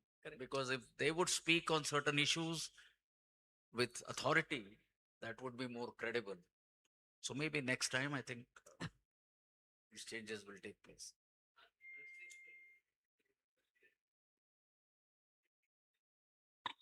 Whenever you interact, we were having a discussion with one of our neighborhood uh, friends who had come over to India, and the point given by one of them was, and it's very interesting and very very saddening to note, that one of the persons in Pahalgam was from Nepal, but nobody came to us, nobody took somebody as part of this delegation. We may have also probably, that's where I feel that cognitive warfare is not only information, it's attacking the mind. I think somewhere we need to have a very, very detailed civil military fusion in the area of cognitive domain. No, I fully agree with you. Yeah. Lovely, lovely point, General Dushyant. So General Raj Shukla has one last question. So, firstly, may I say that it's been an evening of a great conversation, and since it's got so sophisticated, I just want to raise 2 points with you. One is this issue, of blood treasure technology. You see, it's not technology versus conventional. The good lesson is from Epic Fury. So the United States is losing because it has forgotten how to shed blood. American politics does not allow the shedding of blood. So that is something we should certainly not copy. And we have this great tradition. We have the Kargil anniversary coming, Dil Mange More and all that. So that is the first point. But the second point in technology is nuanced. The great American Navy, it sunk 160 ships. The problem is it cannot enter the strait because it is not small enough, agile enough, autonomous enough. So technology has to be nuanced. And here the real question we have to choose is between exquisite platforms and mass, cheap, drones and the related. That is the call that we have to take. In what proportion? Nobody is saying that platforms are out of business. But this kind of nuancing, look, USA was offered the same option 4 years back. They debated it. They rejected dronery. Look at the consequences. 2 years back, US CENTCOM was forced to copy the Shahid drone. And they've been inducted at Lucas. You remember how Trump humiliated Zelensky and said, you don't have the cards?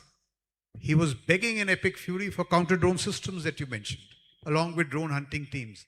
So I'm saying we are in a similar moment. We have to take a call on what kind of technology and in what numbers. That's one point, I mean, whatever your views are. And the second is, I think, what General Dushyant raised, military diplomacy. We have to be honest. I mean, whatever the problems of Asim Munir, he's on speed dial with Trump. He goes to Iran. He meets not only Ghalibaf, but Mushtaba. We don't have a 3-star in IPACOM. We don't have a 3-star in CENTCOM. Why are we coy about our military diplomacy? So these are two issues, I mean, and no better person to raise it than you. Absolutely. So on technology, I fully agree. So it is not as if with technology you do. I'm just saying, I was suggesting that we must guard against this perception. कई लोगों में धारणा ये बनी हुई है कि भाई भविष्य की लड़ाई ड्रोन जैसे ही होगी और 88 घंटे में ही खत्म हो जाएगी, वैसे नहीं होगा. मेरा सिर्फ इतना मानना. और one more issue I want to highlight is this, we are talking of grey zone warfare, you know, and we all understand what is grey zone. जो लड़ाई भी नहीं है और बिल्कुल ही पीस टाइम नहीं है, जो बॉर्डर में अक्सर स्कर्मिशेस होते हैं, बॉर्डर पे नहीं, आजकल समुद्र में भी है, on the sea, you know, there are no defined. In land borders it is easy to know what one is doing. In air intrusions, in sea it is more difficult. उसके लिए आपको ग्रे जोन कैपेबिलिटीज की जरूरत है. सो और एक dilemma आपके मन में ये है कि how do I strike a balance between developing gray zone capabilities and developing conventional capabilities.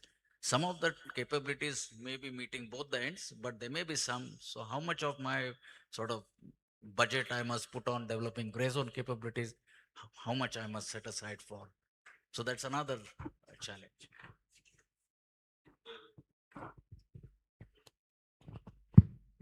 So that actually brings us to the close of this fireside chat. But before that, it's a great pleasure to welcome up on stage Lieutenant General Gambhir Singh, Chief of Staff, Headquarters, Eastern Command, to do the honors for us to felicitate General Manoj Pandey and subsequently Shweta Singh.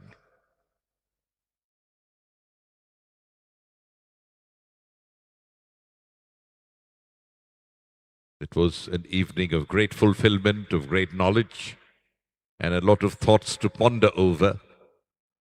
And all congratulations to Vyana Geo-Economic Forum for getting these brilliant people together. We'll now felicitate the lady.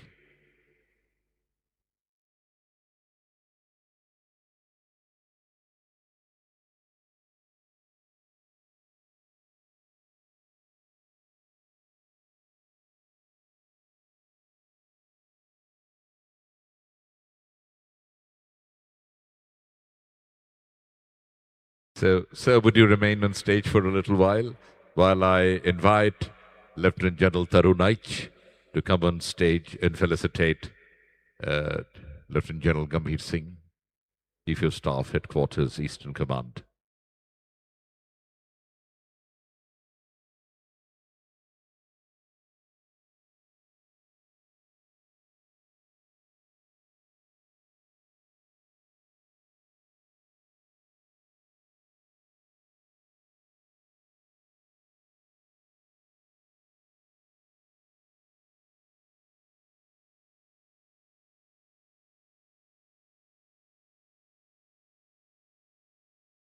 So we'll have a group photograph for session 3.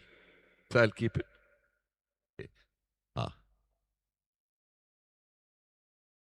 The group photograph for session 3.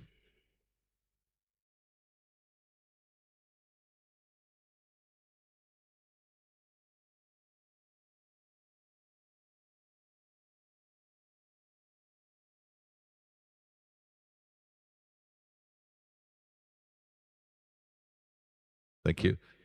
So we'll now request Abhinav K3 to propose a formal vote of thanks, which I will request all of you to carry with applause, please. And after that, all the speakers, please do not go away, all the speakers of the sessions that we have been witness to would all come together for that final group photograph, the mega photo of Abhinav K3.